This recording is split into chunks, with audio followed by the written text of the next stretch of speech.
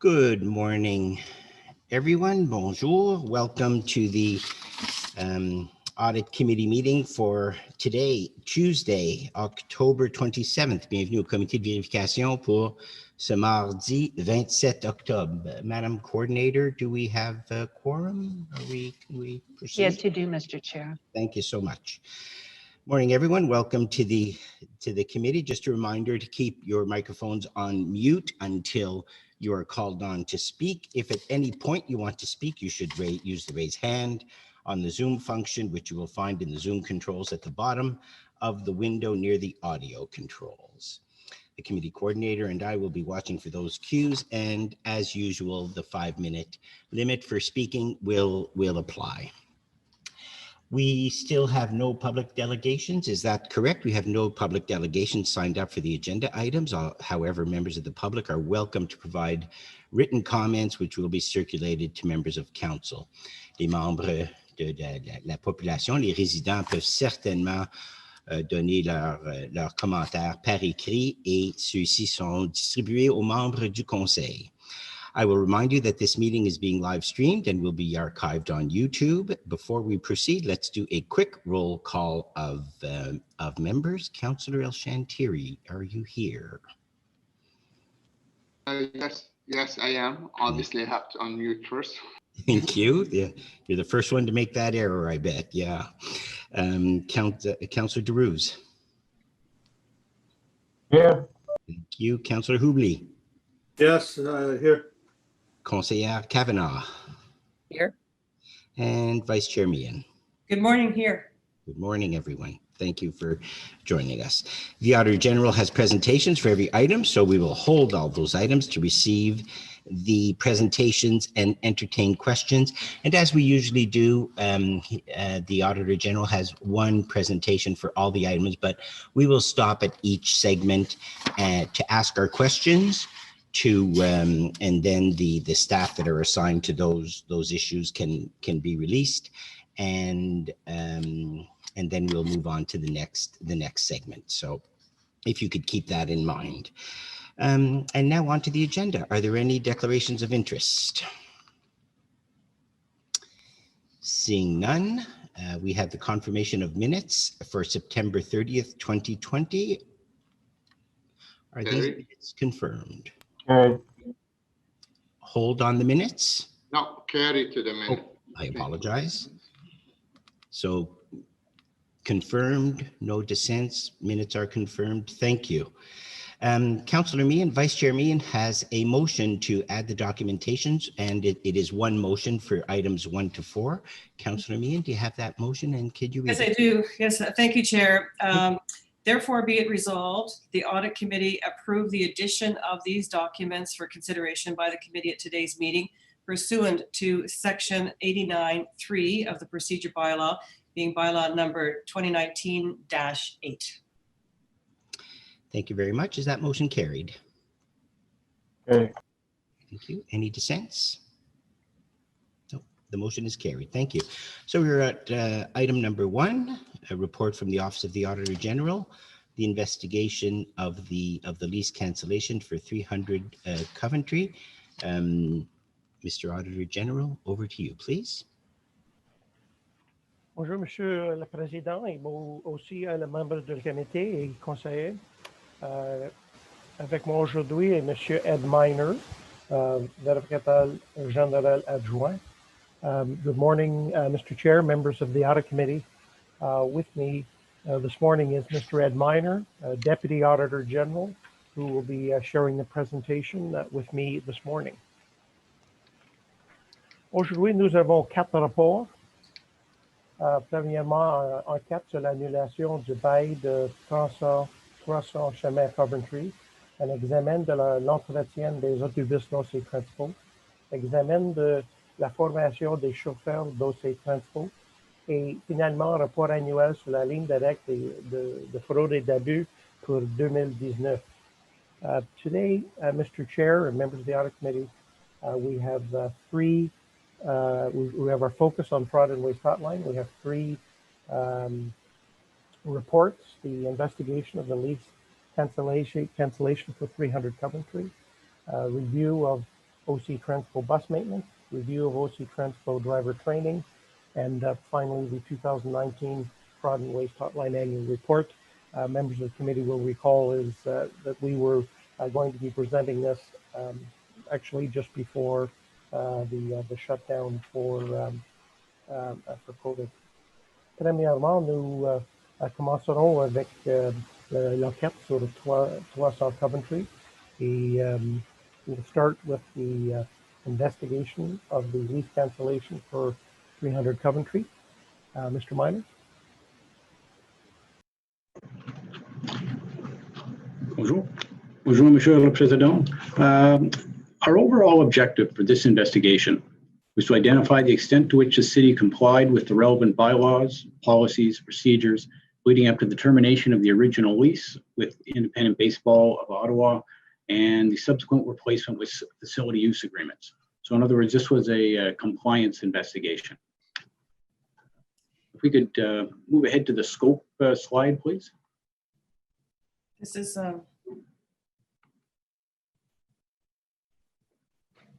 one more. There we are, thank you.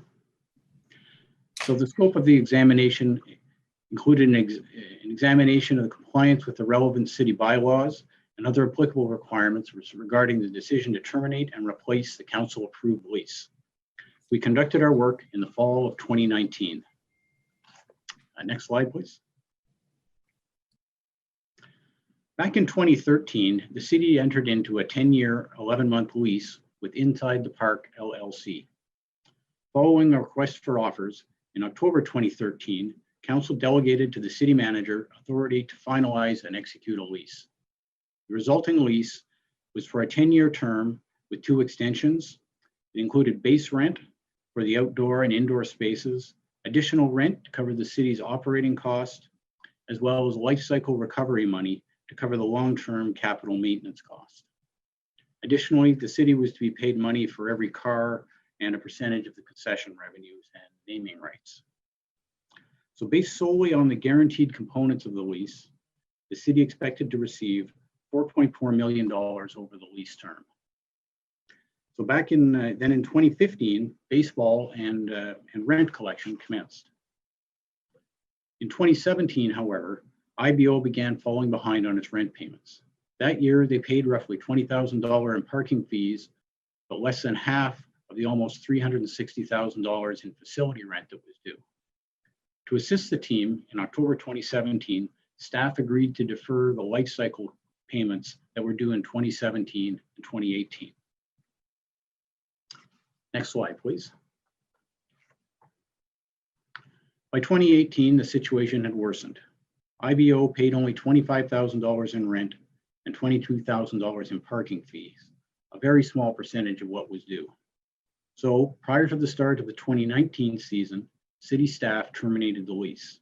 At that time, IBO owed the city $419,000 in unpaid base and additional rents and over $100,000 in interest charges.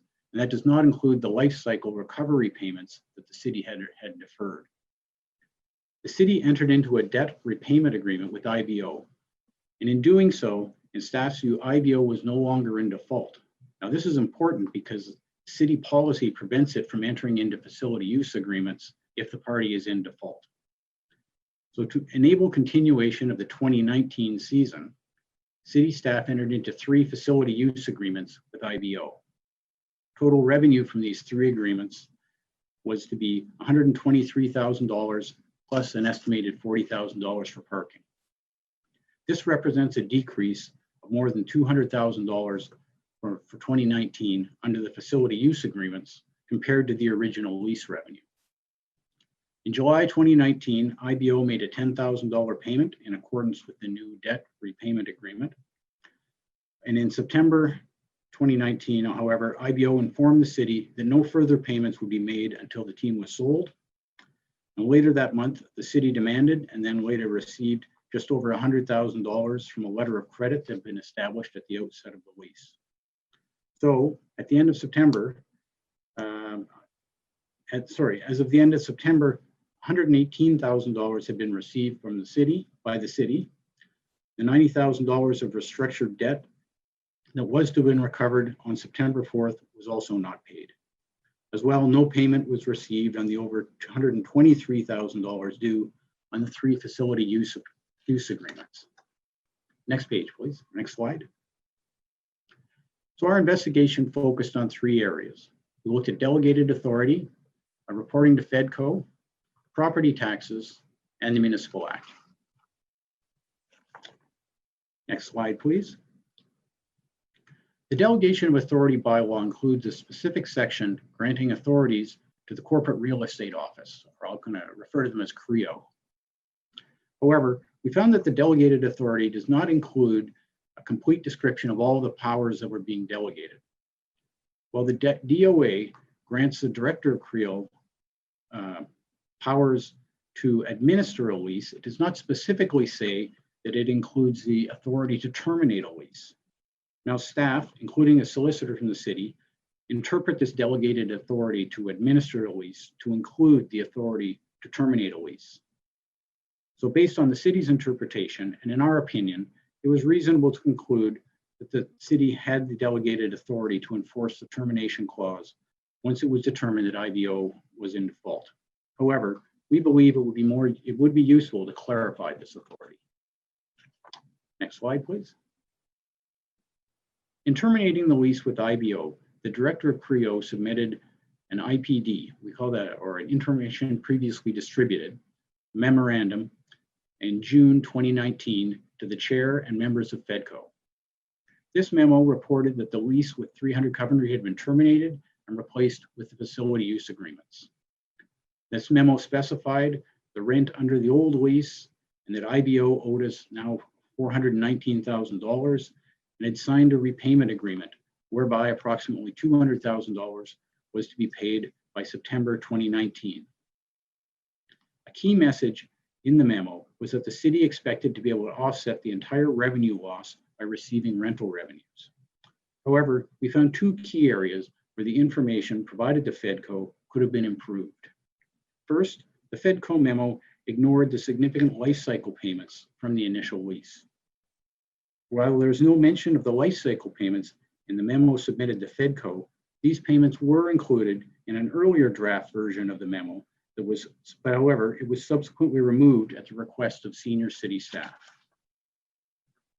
We also found that the IPD lacked any discussion of the ability of IBO to actually pay the new amounts that are set out in the facility agreements and the restructured debt.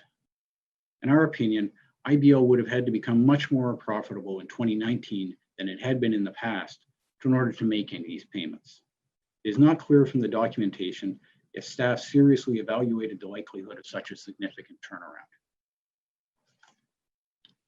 Next slide, please. We next looked at the Assessment Act.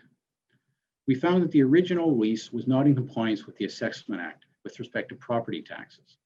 Audit Committee will remember that a similar issue was identified in our audit city leases, which we tabled in April of 2019. According to the Assessment Act, all real property in Ontario was subject to assessment and taxation with some specific exemptions. One such exemption is land owned by the municipality. In a 1992 bylaw authorized by council, exempted 300 Coventry from taxes for municipal or school purposes. Without this bylaw, the city, as the landlord, would be required to contact MPAC to alert them that a tenant was occupying the space and it needed to be assessed. However, as was set out back in 1992, the bylaw was automatically repealed on December 31st, 2018, and MPAC had not as yet been contacted as of the time of our work. Next slide, please. And the last area we looked at were the bonusing provisions under the Municipal Act. The Municipal Act prohibits municipalities from directly or indirectly assisting an entity with bonusing. The scope of the prohibition includes the giving or lending of any municipal property, including leasing or selling municipal property. However, the Act does not further define what is meant through granting of bonuses. So when the original lease was terminated and replaced with the facility use agreements, these agreements rented out 300 Coventry at the council approved rates with a premium for night games. And these were the same rates that, that any member of the public would be able to use to rent 300 Coventry. However, added to the standard conditions of the facility use agreement were various benefits that were only available to IBO, such as the exclusive use of certain parts of the stadium at no additional cost. While these benefits to IBO could be construed as bonusing, city legal staff reviewed the matter and concluded that the standard commercial rates for 300 Coventry were approved by council, and therefore it is likely this took care of the bonusing issue.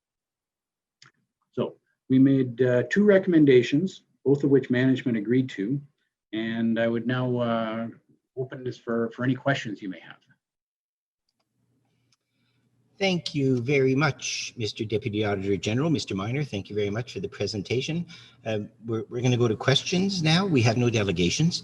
We're going to go to questions, but can staff indicate who from staff is on the call to answer questions from members of the committee, please?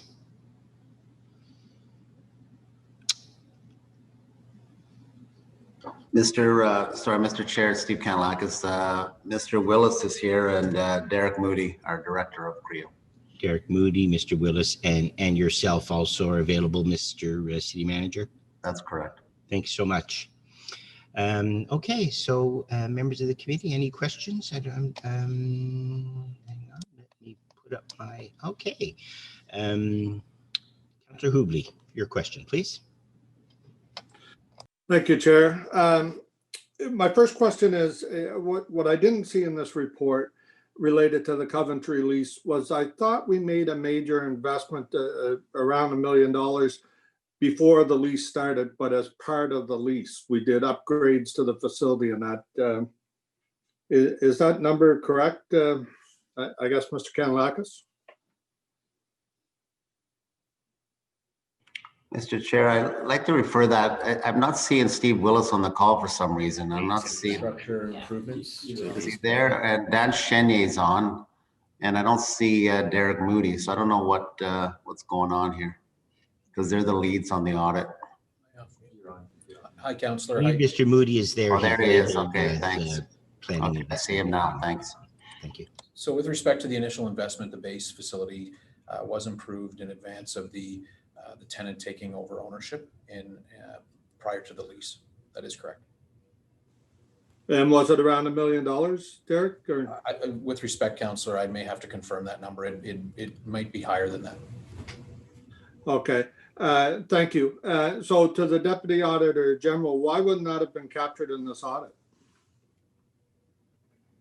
Well, the scope of our audit, we were looking at the cancellation, and I mean, that was we responded to a fraud and waste report that came in, and so we were dealing with the cancellation and the compliance around that cancellation, not so much the original entering into the lease. Sort of that would have been outside of our scope. Okay, because the way I'm looking at this is what risk did the taxpayer accept here, and what were the losses to the taxpayer?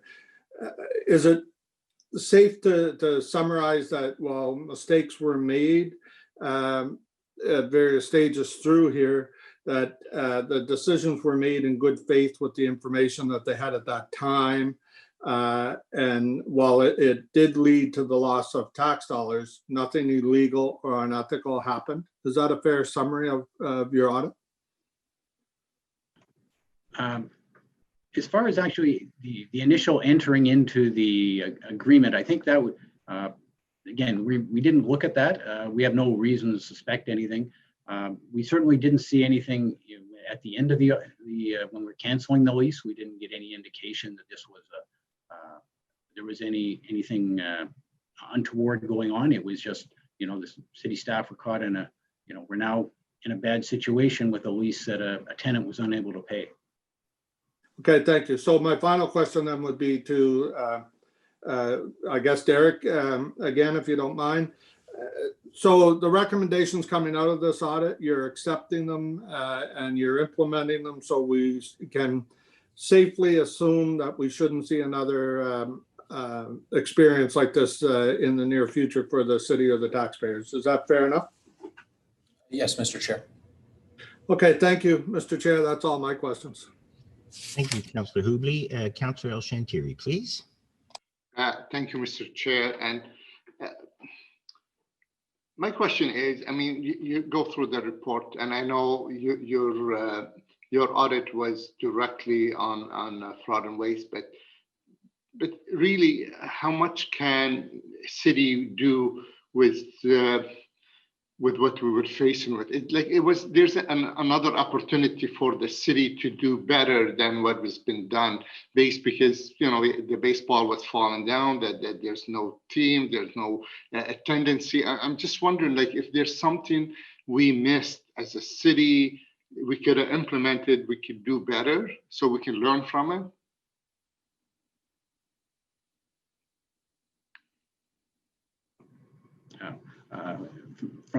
From our perspective, that really would have been outside of the the scope of what we accomplished, what we were set out to do. Ours was more on compliance. However, I hope city staff would learn a lesson. I have no reason to think they wouldn't they wouldn't have learned some lessons in this. Because Mr. Deputy Auditor, what I look at the report, and obviously if we have other choices, if we have another tenant, if we have a different circumstances, you would request to do better or to do more. But under those circumstances, really, I'm not sure what else we could have done. Okay, some recommendations, always looking to do business better, but I mean, the whole stadium, the whole baseball, I think at the time was not going anywhere. Let's be honest about it. Anyway, that's more of a comment. I can't. Sorry, I agree. It was a very difficult situation that the city was in, and again, we weren't looking to second guess the decisions and that were made. It was more the information that was brought up to council, as well as some other compliance issues that we were looking at, so that you had the information that accurately reflected the situation. All right, thank you very much, and thank you, Mr. Chair. Just for the record, I think when we had the FEDCO meeting, we did ask staff and legal to explain that, and at the time, my understanding, I think I have a good memory, the committee was satisfied with the legal explanation at the time when this was negotiated, and I don't think we were in the best position to negotiate in a time like this. But anyway, I'll leave that there. Thank you. Noted. Thank you, Councillor El-Shantiri. Vice Chair Meehan, please. Thank you very much, Chair. I guess one of the first questions I have was, did city staff ever consider just terminating the lease in 2019 without entering into new agreements with the facilities management? Was that ever a consideration? Councillor, I think there was a variety of considerations that were contemplated at the time. The challenge we were dealing with in 2019 was we're dealing with a very specific use for that facility, a very specific tenant with a franchise that it's not like it's a standard retail space where we could turn around and find another tenant. So city staff did make every effort possible to try to work with the previous tenant to come to a solution that would ultimately result in their success and the city being paid. So, I mean, as Councillor El-Shantiri said, it was quite obvious that this operation was floundering. It was obvious to anybody who went out there. Given that, this was before my time, but did anybody come back to council and say, this is a really poor prospect? Should we go into another agreement with the facilities people? Did they seek any expertise besides the management team?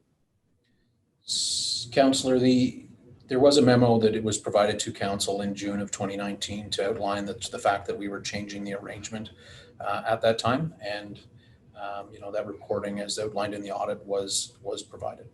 Okay, on page 6 of the report, it says when management reported to FEDCO, that the Fedco report ignored the life cycle payments.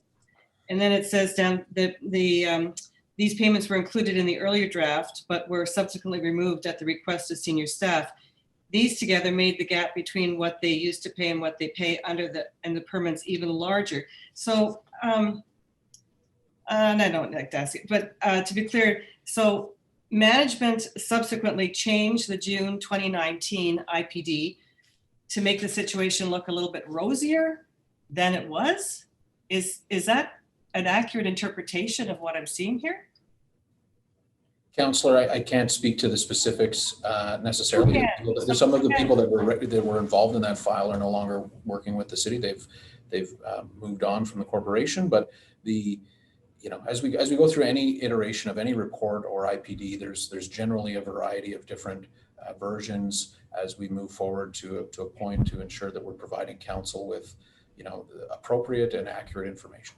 But I mean, to have a very big chunk of the financial puzzle missing from a report that the committee needed in order to make a decision, is that normal? Councillor, I can't speak to the history or the versions that the file for the memo went through at the time. Unfortunately, the people that were directly involved in that comment aren't with the city at this point in time, so I don't have the ability to pursue that. So who would have the answers to this? Mr. Chair, I'm not sure I have the ability to answer that question. I don't. Okay. Is Mr. Kanalakis there? I'm here, Mr. Chair. I tell you the truth, I don't know. I wasn't aware that it was changed, so I don't know who changed that or why that was changed or what the reason was for not including it as part of the memo.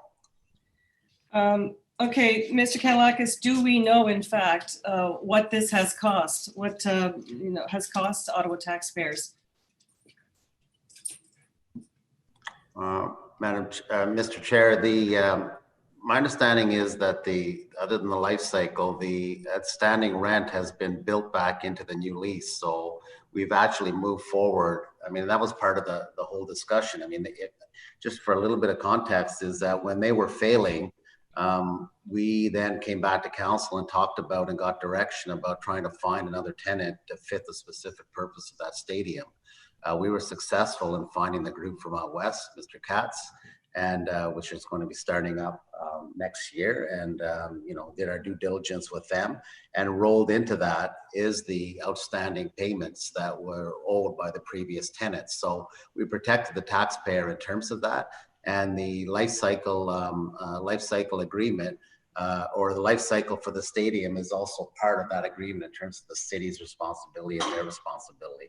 So we think we were able to turn it back in our favor once we found a new tenant, which quite frankly was a needle in a haystack to try and find an owner who with deep enough pockets who was willing to come play baseball in Ottawa and take that risk to assume it. We had to make obviously some modifications to the agreement and the lease and the rates we're charging and for use, etc. But we got a tenant back in there and we secured the outstanding debt that was owed by the previous owner. So lessons learned. I know the auditor is making recommendations here that we clarify the delegation of authority, whether if we have the power, if city staff has the power to collapse agreements like this. You're agreeing with this recommendation? Well, I think the issue on this one is that they defaulted, and I know we need to. I agree with the Auditor General that we need to clarify, and Mr. Minor what he says in terms of the delegated authority. But the previous tenant defaulted on the lease, so staff felt they had the delegated authority to deal with it because it wasn't us proactively terminating. They actually defaulted under the terms of the previous agreement. Therefore, we had to take action because they weren't paying us. They stopped paying. I was involved in a number of those discussions with the previous ownership group and trying to get that money back, and as was our former treasurer, Marion Simuluk. There were all kinds of discussions to try and eventually we took their letter of credit. So we felt that we had delegated authority because they basically terminated the lease themselves when they stopped paying effectively. But there is a question, there is a little gray area in it, and that's something that I think we can correct. Okay. Okay, that's it for me. Thank you. Thank you, Vice Chair Meehan. Councillor Kavanaugh, please. Thank you very much. So it's interesting that this came through the fraud and waste hotline. What was the complaint? How did they write it up in terms of why they were asking for this investigation? Was it they thought it was fraud or waste? I'm just curious to know. The way I can't recall the exact wording, but I believe it was along the lines of, council did not get the full picture here. The city staff were not in compliance with their authorities when they did this. So that was the nature of it. So that's what we did our investigation on. Okay. When that happens, why isn't it in the report that that the wording of the complainant is not put in? So, I mean, we get a line here that fraud and waste line was the direction they went through, but it would be interesting to know what they were trying to get at. The That's a person very who good. put that in. Yeah, that's something we can certainly include going forward. It's a very good idea. Yeah, I think that it's pretty broad. I mean,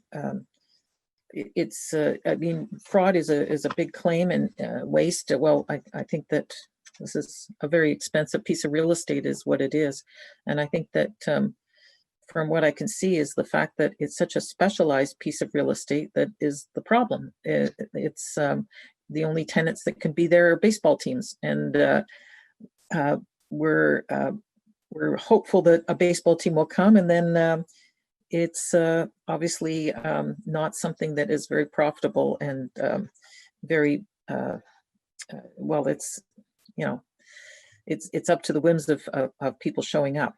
So that would be helpful to know the direction. In terms of the of what happened in 2019, went to Fedco. You were saying that the judgment on the turnaround was a little too optimistic. What should it have been? If what would have been the alternative? Just to call it quits there. Well, we're not suggesting the decision would have been any different, but the information provided to council could have been more fulsome to say, we've got a whole bunch, there's a lot of money out there that really, we're going to try to collect, but, the chances are not very good. Something along those lines, given the past, the odds of getting that money were not particularly high. Something more, than obviously not those words, but something more along those lines. Yeah, no, I think that's a very good point. Is this whole issue is because this property is so specialized? Is this the kind of the crux of the problem here? That, as Mr. Kanellakis was stating, it's a needle in a haystack to find somebody else to operate this facility. After all, we did, have a bridge that was built over to get to that property, and great hopes. So it's beyond just the facility itself. It's the network we set up as well. Is that the crux of it, that we can't get another tenant except a baseball team for this? Is that sort of why? Mr. Chair, it's a very purpose-specific facility. The councillor is correct. I think the bridge is going to help. The light rail is going to help. I think the fact that this particular management team is coming in with this team has been successful, greatly successful in another city out west in baseball. I think they're a really strong management group. They have deeper pockets than the previous owner. And so right now, you're correct. It's a baseball stadium. It has to be a baseball team. Other teams showed interest. We had multiple bids, as council's aware, in terms of before finally selecting this particular ownership group with Mr. Katz. So there are people interested in playing baseball, but baseball in Ottawa is a tough business, and you need a really strong ownership group, and it has to be more than just baseball in terms of the entertainment factor, as Mr. Katz has said, to bring out fans and young people to have an experience at the ballpark. And so the stadium right now, the challenge staff had is, as the other team was faltering, we had choices. I mean, the first obvious choice was you don't lease it and you try to do something else with the stadium and other purposes. And we didn't feel there would be enough revenue generated because most other sports, as Mr. Chenier will confirm, can't use that particular setup, the way the ball diamond is set up, to play their sports at a competitive level. You know, concerts were a possibility. That was another thing, but you know, there were some issues in the neighborhood about having concerts and the noise, etc. But that has been successful in the past, but it's not enough to generate the revenue we require. And the third option was to you know, mothball it, or to eventually redevelop that entire site. And that's something that you know, ultimately council may have to deal with if we can't be successful. But we believe that with OSEG supporting this ownership group, with the depth of this ownership group, even though COVID has thrown a bit of a wrench in it, that they will bring a different business model to it. And we think that, you know, they have a much better chance than the last group to do it, especially with light rail being able to bring people much easier to access the stadium. Well, yeah, and that was what I was going to ask next, is the impact of COVID is obviously going to be problematic. So I understand that this is now going to come under impact, that was Well, I like to, Madam Chair, Mr. Chair, sorry, I'd like to speak to, I'd like to ask Wendy to comment on that, because I know the auditor, Mr. Miner, mentioned the impact notification, but there might be a little finer point that Wendy can apply to that particular situation. Wendy?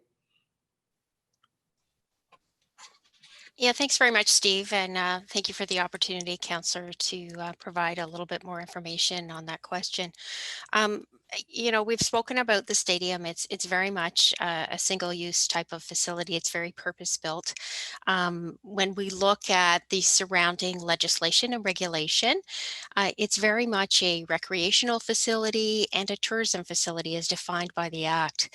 And what that means, and for a municipality, quite frankly, is that we are exempt from taxation generally. Right? So when there's no lease in place, we don't have to pay taxes. And when the actual municipal capital facilities agreement was in place, which is approved by bylaw, both dating back to 1992, and it was recently approved by council as well to put the MCFA back in place, it's no longer taxable from a property taxation perspective. So really there's no loss to the municipality as a result of that. Okay. Well, land is a very valuable thing right now. Mr. Kanellakis, at what point do we call it quits, that it's just not gonna work? And I brought my grandkids there, by the way, and so they went and caught foul balls and had a blast, but they were running around because it was empty. So it's not sustainable, and COVID, we don't know how long it's going to last. So when do we call it, you know, like fish or cut bait, and make another decision? Well, this is, you know, that's the question. COVID certainly is an impact, but I think the determining factor will be the ability of the tenant to be successful on site. And if they're successful, I think that there's a city positive purpose for the site in terms of entertainment and bringing people in, and other teams coming to the nation's capital. If they're not successful, then we'll be back at council talking about, you know, what are our options to go forward, and that's a council decision about whether you want to continue pursuing a sports team or whether you want to repurpose that site for something else. And I think we won't know that until we see, you know, some league play and we see how this team does. Okay, well, I'd like to know what kind of time frame we're going to give it. Obviously, COVID has got us in a difficult situation, but are we going to have it, are we talking years? Well, Mr. Chair, it's hard to say because if they're paying their rent and they're able to succeed, well, then they'll stay in the ball diamond and in the center and they'll continue playing. If they falter and they wish to depart, then obviously that's a decision point. I can't predict how long that would be. I'm hoping that they're able to carry something forward and that they're able to carry through COVID. But it's really going to be dependent on their ability to continue paying the lease and meeting their obligations under the lease that we've given them. Okay, well, thank you. Wait and see. Thank you. Thank you, Councillor Kavanaugh. I see that Councillor El-Shantiry wants to be back on the list, but before he does, I'll just, like the city manager said, we do have a lease with a new entrepreneur who wants to make a go of it and who has taken on the debt. And I'll be asking some questions about that later. The cost of the other operator. Certainly, as a community, COVID and post-COVID, we want to encourage these businesses, this entertainment that increases the socialization and the excitement, if you will, in the city. I remember when the property was built in 1992, the Lynx couldn't get near the place. It's a question of having the right operator, of how they promote and how they the product that they produce, and I think there is room for baseball in Ottawa, but again, they're difficult circumstances as we see from many sports teams. I would also bring to the attention of Councillor Kavanaugh that the bridge was built not just for this, it was built so that the Overbrook community could access the LRT at Tremblay Station easily and safely, the Via Station, and there are 2 hotels also on that property that can access LRT using the Max Keeping Bridge. Just a comment before I go back to you, Councillor El-Shantiry. Vice Chair Meehan characterized it as a loss, a tax loss or revenue loss for this city. It was, I think, and correct me, it was not a loss. We just did not recoup that revenue that was contemplated in the lease. And that's a serious issue. That is absolutely a serious issue. The alternative, I guess, would have been to simply cancel the lease, take the $108,000 from the letter of credit, and that would have been it, as opposed to entering into a new agreement and trying to recoup some of the losses that way. I'll have more questions to staff later, but let's go to Councillor El-Shantiry for round 2.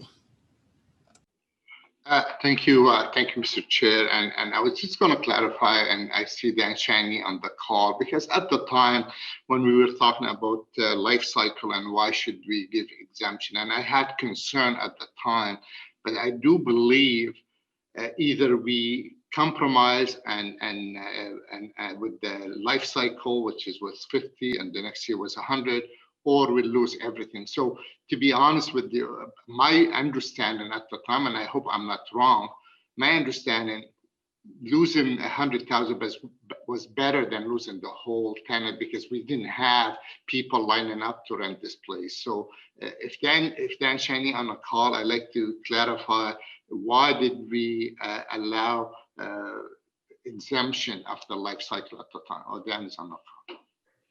Well, hi, Councillor. I'm not sure I have the answer to the life cycle exception.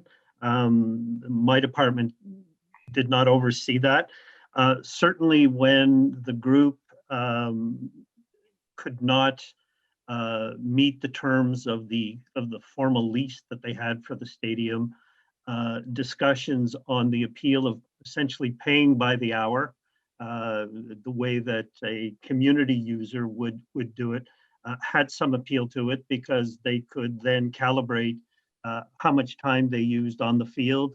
And it also allowed the city on the other side of the equation to reduce some of the operating costs, because the original lease did call for a much heightened level of field and stadium maintenance.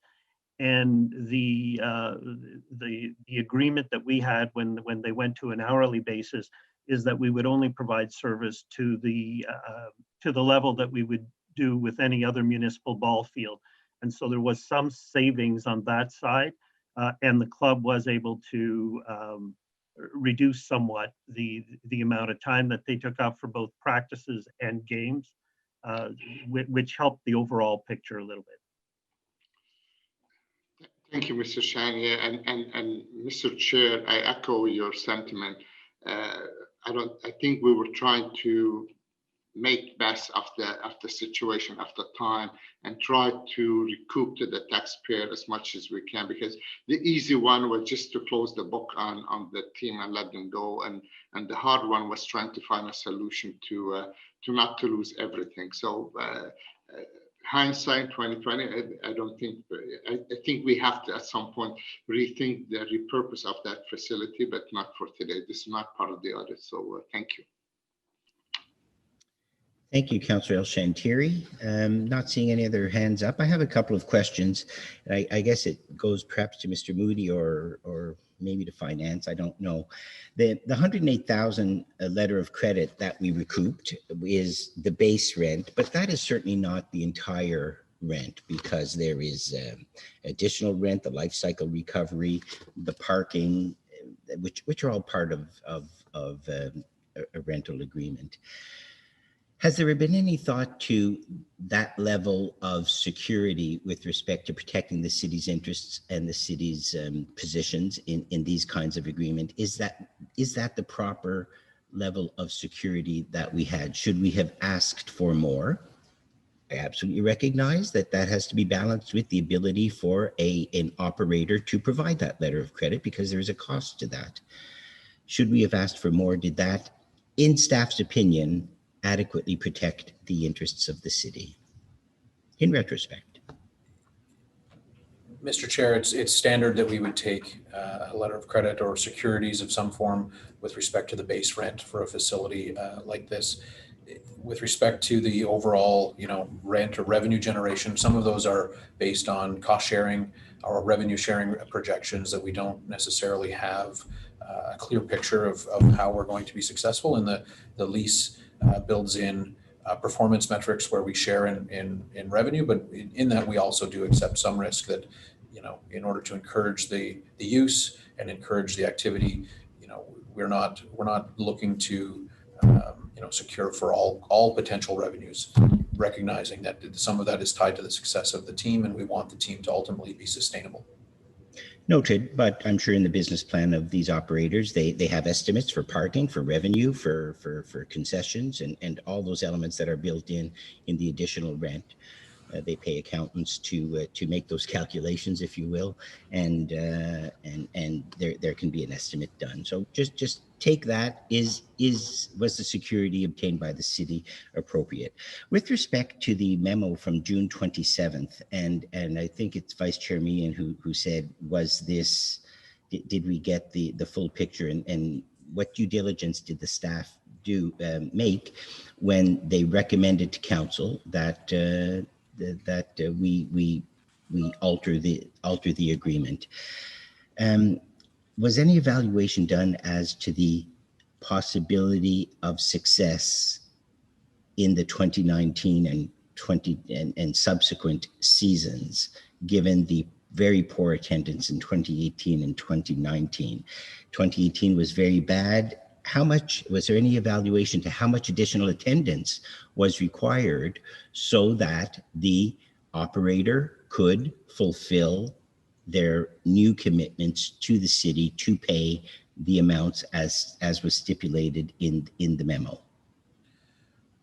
Mr. Chair, I'm not in a position to speak to the actual specifics with respect to how much additional attendees would be required, but there was a review done at the time and through that dialogue with the former tenant to come up with a plan that everybody around the table at the time thought was reasonable. And as time bore out, unfortunately, that didn't turn out to be the case. Noted. And as we enter into these commercial leases with operators for the use of city facilities, I would recommend that when we're evaluating these things, that we put a bit of a business eye to it. they're making these commitments. They have to come up with this amount of money. That means this amount of extra attendance, this amount of extra concession sales, this amount of parking revenue. To execute that, we would expect to see X amount of advertising or promotional dollars going in. Was that just those basic business fundamentals?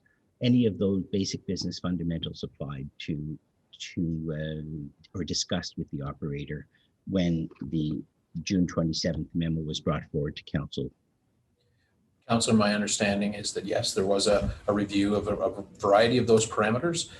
Regrettably, I can't speak to the specifics as to what those answers ultimately required at this time. And I think as history has proven, you know, the parameters that were identified that were determined at that time to be reasonable, you know, were not ultimately met. Noted. Thank you. And I hope you've noted the comments of committee members on this for the future. I see no other hands up and no one is signaling me. Thank you very much, Mr. Moody, Ms. Stephenson, Mr. Chenier, and others who are on the call for this portion. I think you are free to go. And thus, hang on 10 seconds, back to the agenda on item number 1, that the audit committee received the Office of the Auditor General's investigation of the lease cancellations for 300 Coventry Road and recommend that council consider and approve the investigation's recommendations. Is that item carried? Carried. Carried. Any dissents from committee members? Hearing, seeing none, that item is carried. Thank you. Back to you, Office of the Auditor General, for item number 2, the review of OC Transpo bus maintenance. Merci, Monsieur le Président. Nous avons effectué un examen de l'entretien d'autobus de OC Transpo. We conducted a review of OC Transpo bus maintenance. The Transit and Fleet Maintenance Group maintains approximately 1,000 buses and provides regular and preventative maintenance to OC Transpo's fleet. This includes annual and semi-annual MTO required inspections, preventative maintenance inspections, visual inspections, unplanned repairs, warranty work, as well as other capital works. And these services are provided by approximately 225 mechanics at 4 city facilities across the city. And maintenance facilities are also carried out by third parties under contract. And bus maintenance is generally managed and tracked using a system called M5. So that's a system we use here at the city for vehicle maintenance. We use it within OC Transpo as well as for the city fleet. Additionally, it's important to point out that MTO itself conducts recurring audits of OC Transpo's fleet. Next slide, please. So we received a report through the Fraud and Waste Hotline, which led us to conduct this review in the fall of 2019. Our overall objective was to assess the city's management practices over OC Transpo's bus maintenance related to the safety of the bus fleet. So we weren't looking here at the efficiency or the cost effectiveness. We were focusing on the safety of the bus fleet as related to bus maintenance. Next slide, please.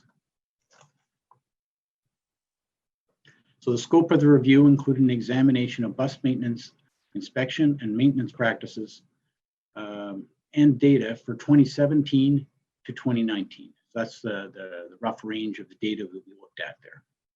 So next slide, please. And our review focused on 4 areas: preventable collisions, management information, inspections, and work orders. Next slide, please. So first, we looked at preventable collisions. Riskmaster is a program that the city uses to track collisions and incidents. It includes any damage to or involving a vehicle. It has information and investigative notes and a rating and rationale. We analyzed Riskmaster data for a period, in this time going back to 2015 to 2019, to determine whether OC Transpo bus collisions were due to driver error, to equipment failure, or to some other cause. We found that almost all preventable collisions were due to driver error and were not due to mechanical failure. Therefore, bus maintenance practices did not appear to be leading to collisions. Second, we looked at management information. We expected to find practices in place to monitor and assess the effectiveness of bus maintenance. We found that key management information does exist and is provided at all management levels. Discussions with management indicate that these reports are reviewed and acted upon. In other words, this is an area where they're watching the data and they're paying attention to it. Next slide, please. We then looked at bus inspections, a key control. Now, there are two main types of inspections. There's those required by MTO, and there's inspections that are required for OC Transpo internal procedures. On the MTO side, the Highway Traffic Act requires that bus operators have each of their bus vehicles inspected semi-annually by a licensed motor vehicle inspection mechanic. OC Transpo schedules and tracks in M5 both the semi-annual inspections and the more detailed inspections, which are also required. MTO inspections are required to be completed in the calendar month during which the inspection is due, or the vehicle cannot be used for service. We found that over the past 2 years, all required MTO inspections occurred on or before the due dates required, with the exception of 12 inspections. And I would just stress, although it may not be clear in the report, we're talking a large number of inspections here that did occur on time. So if you can picture 1,000 buses, annual and semi-annual, looked at that over a 2-year period, you're in the ballpark of 4,000 inspections that were done correctly. 12 we found were not. So we followed up on these exceptions with management, and we recommended changes to address the system changes that were required, because they were very detailed system-related issues that were behind these 12 inspections not getting completed. Then there are the OC Transpo inspections, In addition to the MTO inspections, for more than 10 years, OC Transpo has performed preventative maintenance A, or they call them PMA inspections, every 60 days. So these inspections are designed by OC Transpo's engineering team based on manufacturer recommendations and the bundling of work. So the 60-day interval was set to optimize the number of times that a bus goes into the garage for non-legislative preventative and maintenance work. We found that with minor exceptions, these inspections are also occurring on time. We expected to find, though, a cost-benefit analysis for performing the maintenance intervals, the maintenance inspections, every 60 days, as opposed to some other time interval or basis, such as kilometers driven. However, we found that OC Transpo had not performed such a cost-benefit analysis. Now, there are inspections, as I mentioned, also conducted by MTO. MTO inspectors they come to OC Transpo's 4 maintenance garages annually or more frequently, depending on the results of prior inspections. MTO selects a sample of buses and they perform a physical inspection on them. And if defects are found during an inspection, MTO will return for a subsequent inspection within 3 months or sooner if inspections continue to find defects. We found that inspections conducted by MTO show a very high rate of compliance, providing further evidence that the required bus maintenance is occurring. Next slide, please. And then lastly, we looked at work orders. We expected to find that scheduled preventative maintenance and bus repairs are performed on a timely basis. We found that open work orders on defects and campaigns are closely monitored, but they are not always updated to reflect revised desired due dates for completion. We also found that OC Transpo was not tracking and analyzing overrides and suspensions of work orders. Of the 200,000 work orders that OC Transpo processed over the last 2 years, approximately 4% were overridden or suspended. Now, there can be very legitimate reasons to override or suspend a work order.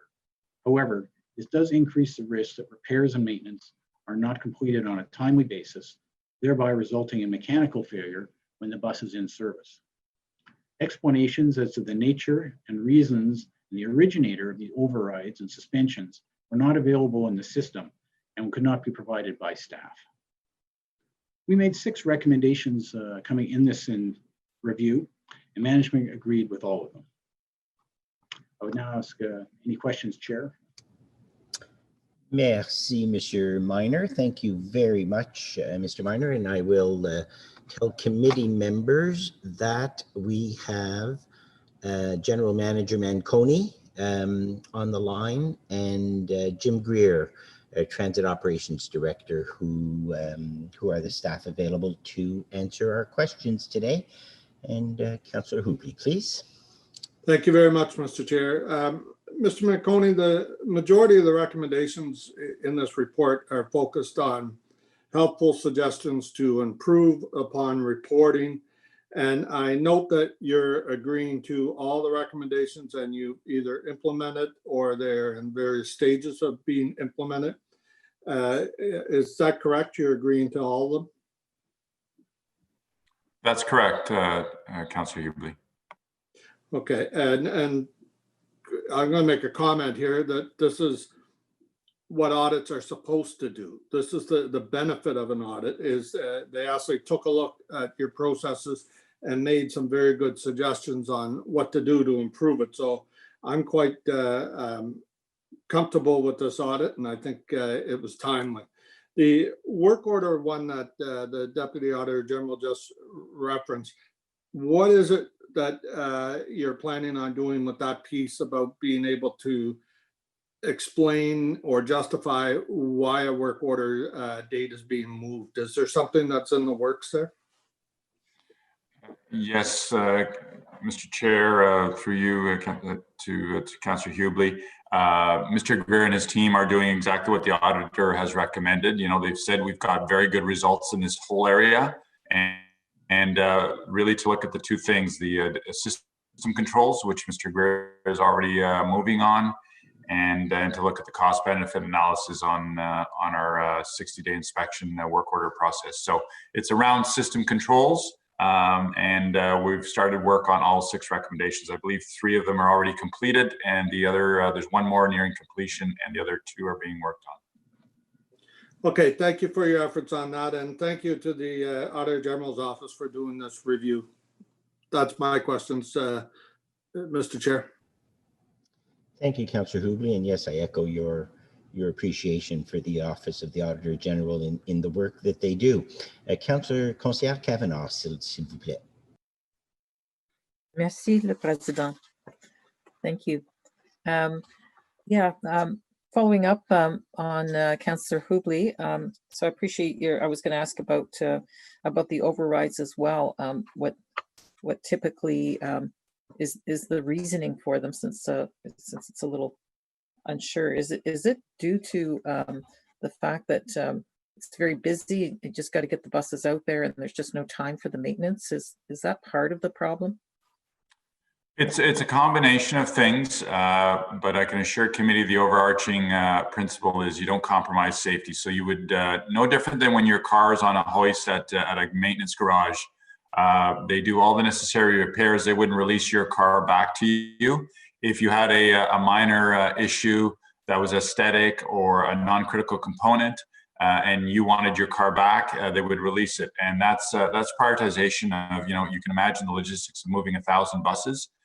But as the Auditor General points out, and I appreciate his work in this space, what's critical to it is not just to rely on the systems, but on the management oversight. And this audit committee has asked for where are we on management oversight, and Mr. Greer and his team have done a phenomenal job of ensuring that there is communication at all levels. You can see that very physically posted in the yards and so forth. So it's a combination of things. You never release a bus that has any critical work that needs to be done. That's the reason why you're here during budget deliberations. We have a spare ratio of buses that are on standby to be deployed in the event that the bus is tied up in the maintenance garage. So Mr. Greer is tightening up the criteria for what can override and who can override at what level of the organization. Okay, so it'll be well defined so that you'll have those distinctions. I appreciate it. Exactly. And the M5, I'm thinking it's like a program where, you know, it has reminders on it where, you know, if I set a reminder that I have an appointment, that it's going to pop up on me.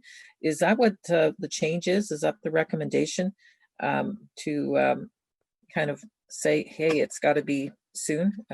Is that rather than doing it manually and checking it yourself?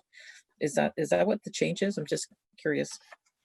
I'll ask Mr. Greer to speak to the specifics around the changes. Jim? Thank you, John. Councillor, the changes that we're putting in, we do have a forecaster. As you said, it's very close to your day timer. We do have a measuring a maintenance schedule that has a forecaster in it. And then what we'll do is, in any time that we have to, what we refer to as suspending a work order, these work orders are always reviewed prior to closing or suspending. They're reviewed by our licensed supervisors or a licensed mechanic. So safety is always at the forefront. If we have a repair order that is not safety sensitive and it can be matched up with another scheduled visit to the garage, we may suspend that work order for a future date, and then we will put it into the system and put a due date that has to be rescheduled for. So okay, so it's tracked on the computer, and yes. So that, and someone's monitoring it, that this one's got to come in or whatever. Exactly. We have an entire analyst team that is looking at all of our open work orders, all of our suspended work orders. They're reviewing it and in direct contact with both not only our garages, but they're also involved with our engineering department. So they are. We have planners and supervisors that are monitoring these tasks on a daily basis. Yeah, well, it seems to be, I mean, from the report, I mean, basically what we're seeing is that these are not, you know, that things can always be tightened up, and that's great, but this is not the cause of issues, of breakdowns, etc. It seems to be very rare. It's to do with actual collisions, etc. Okay, thank you very much. Thank you. Thank you very much, Mr. Greer. You've grown a COVID beard since I last saw you on the LRT a while ago. Number one, and number two, you're going to be a very popular person in 2 months from now, or 7 weeks from now, with children and grandchildren. Let me say that. Thank you. I've been growing the beard to take the focus off the haircuts I've been giving myself. Okay, Vice Chair Meehan, please. You could have a sideline around Christmas there, Jim. Thank you, Mr. Chair. I guess I just really have one question, and it's about the scheduling of the maintenance. It's based on 60 days. Have we ever considered changing that? I mean, you know, other vehicles, the schedule is based on the number of kilometers driven or the number of hours on the road. Have we ever considered taking a look at that, if that's the best system for us for inspections? Yes, Vice Chair. I'll let Jim speak to the specifics, but two things to remember. The 60 days is on what the vendor recommends. So again, the analogy to your car, you go to the dealer, they recommend a certain maintenance regime. Sometimes that's more than what's required, sometimes that's less. But in addition to that, we also have mandatory inspections that are dictated by the Ministry of Transportation of Ontario. The Auditor General has said, you're doing great there, excellent results. And that's important because those are all safety related. You must comply with those. What he's saying is exactly to your point. We're bundling a bunch of maintenance activities under the 60-day regime. And what is the value for money on that? In other words, your fleet isn't obviously in great shape. What's the cost benefit return on that? And that is the work that Jim and his team are going to do. We're not going to suspend doing that work right now because you want high reliability in your fleet, which we've been attaining because that means that their buses are available for service.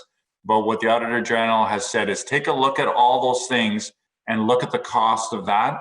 That technically was outside of the scope of the fraud and waste, as the Auditor General said in his opening comments, but it's a great recommendation. We're going to do that work and look at it. Our goal is to maintain a high fleet availability. And even if there's a bit of a premium on that, it's good because otherwise you'll get short on buses. But he's absolutely right to look at what's that costing and what's the return on that. We think it'll be positive results, and we're doing that in our follow-up work. Okay, thank you, Mr. Manconi. I guess, and thank you for reminding me. I'm going to take a page from Teresa's book and ask. This was this audit was triggered by a complaint to fraud and waste. Do we know, Mr. Minor, what the complaint was?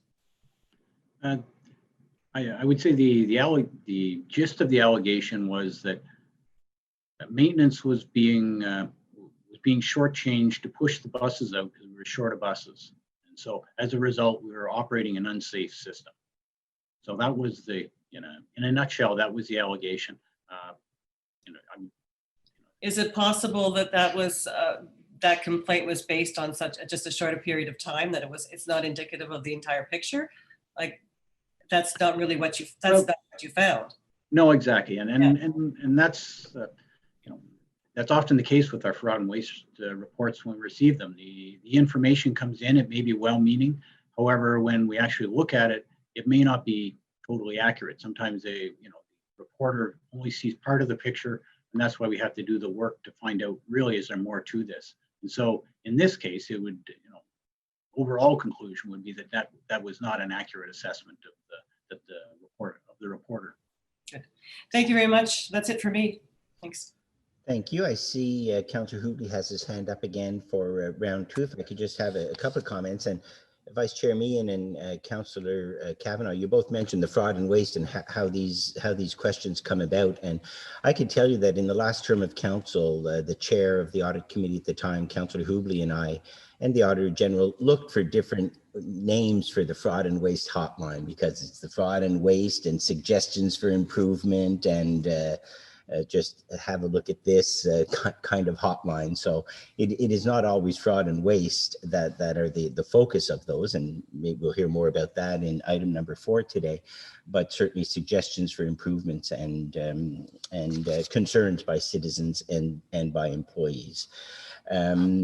Thank you very much. Councillor Hubley, did you take down your hand, Councillor Hubley? No, I still have a question if possible. I just want to, something I should have mentioned in the first go round for the benefit of the committee members and anybody else listening. During the last term of council, the Transit Commission put a stop to a lot of the reporting that was going on because we were in construction and transition to do with the LRT. So reporting kind of had to get parked because the picture it would draw wouldn't be as useful as it would be today. What we've done with the current Transit Commission is strike a working group to start bringing back reports and to look for meaningful things that we can report on. There's been an update to the commission, I believe, already on that, and a number of reports will be implemented for the new year. So it is being looked at. This audit will no doubt help factor into what we decide to look at for reports and so on. So it's not getting, it's not just going to go somewhere on a shelf. It's actually being implemented and will be looked at least a few times in the future. So thank you, Mr. Chair. Thank you, Councillor Hubley, and I'll certainly remind everyone who's on the call, attendees and panelists, that Councillor Hubley is the chair of the Transit Commission, and so he certainly has a big interest in this. I have a couple of questions.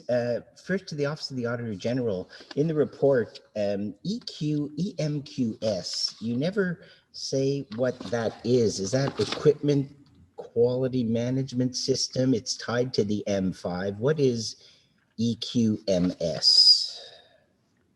That's a question. It is, I believe it's the Equipment Master System. Equipment. Jim, maybe you can confirm that for me if I've got that right. Yes, thank you, Ed.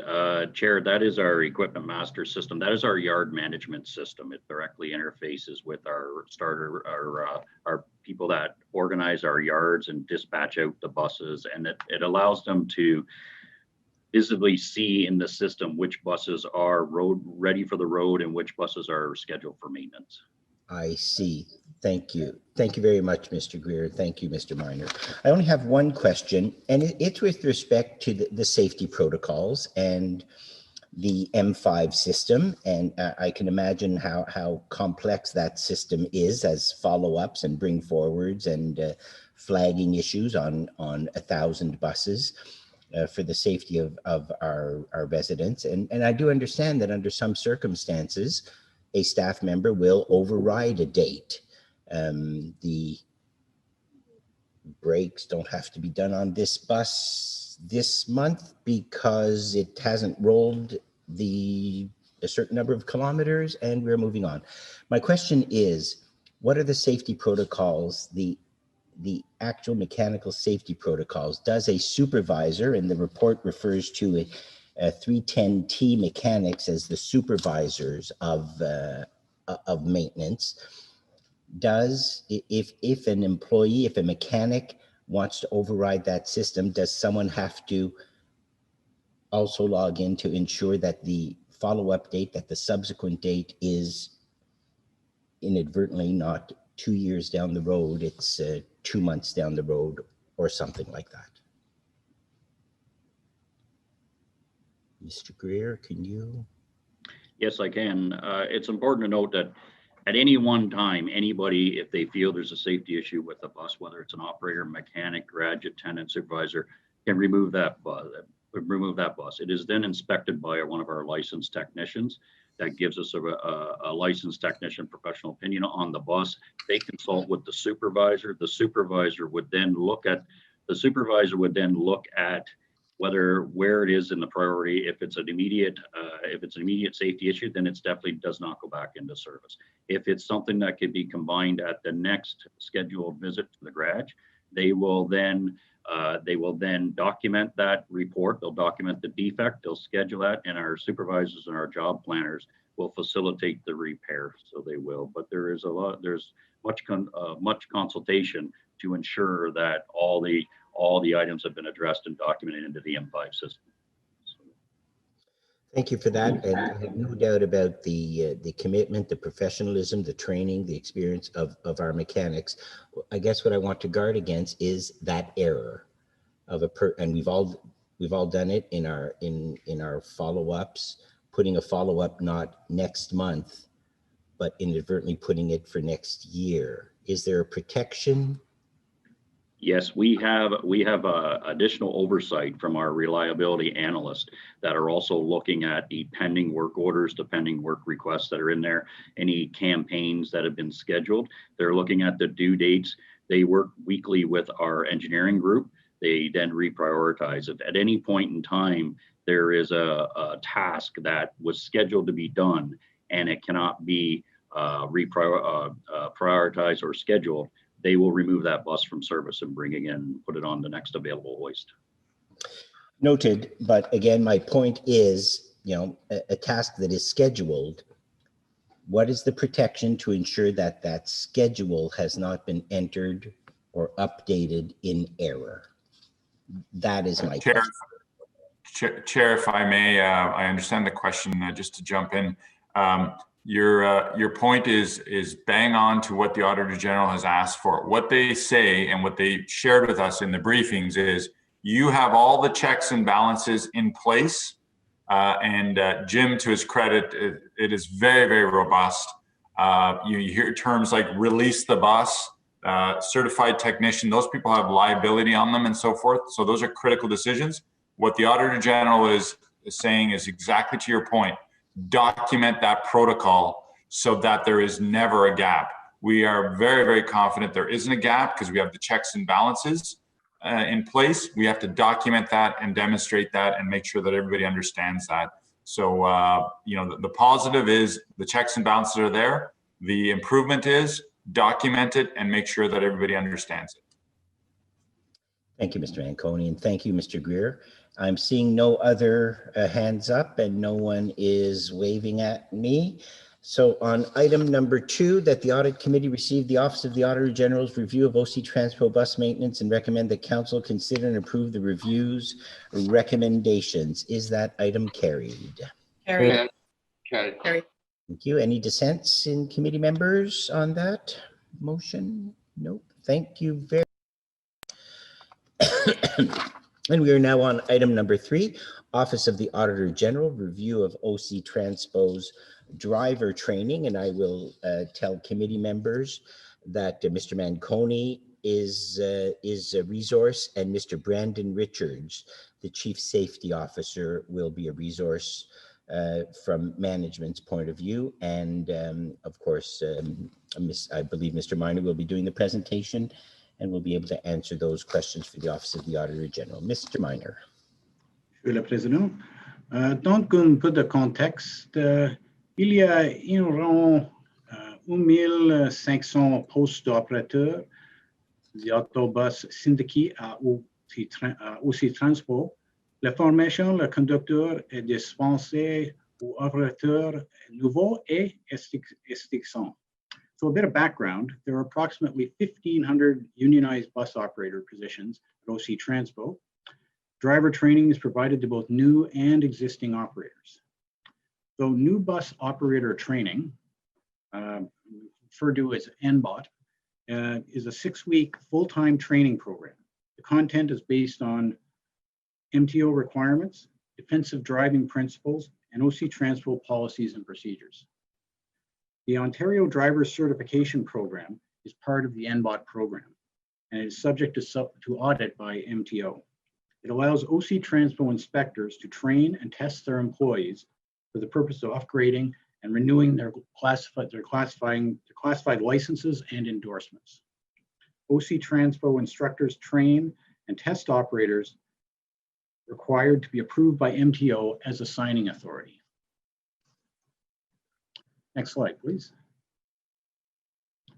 So the objective of this review was to assess management's practices relating to OC Transpo driver training. To do this, we looked at training provided to new bus operators and to ongoing operators. And similar to the previous review, we were not looking at the efficiency of the program. Next slide, please. The scope of our review included an examination of driver training practices as we over the period 2017 to 2019, and we conducted our review in the fall of 2019. Next slide, please. So overall, we found that, as noted in the previous report, at-fault bus collisions occur primarily as a result of driver error and not as a result of mechanical error.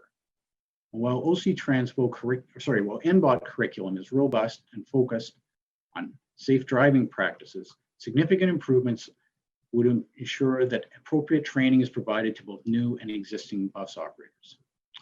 New bus operator training skills are not assessed against clearly defined training standards to determine whether they are ready to operate a bus. Once an operator is in service, improvements can also be made to their ongoing training to ensure that it is effective and consistent standards are maintained. Performance measures and targets need to be defined to assess the effectiveness of bus operator training. Next slide, please.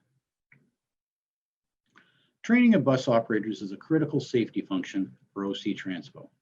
Primary objective is to ensure the well-being and safety of OC Transpo's customers, operators, and the general public. We found that the current governance structure for training does not allow training and development to operate training functionally independent of operations.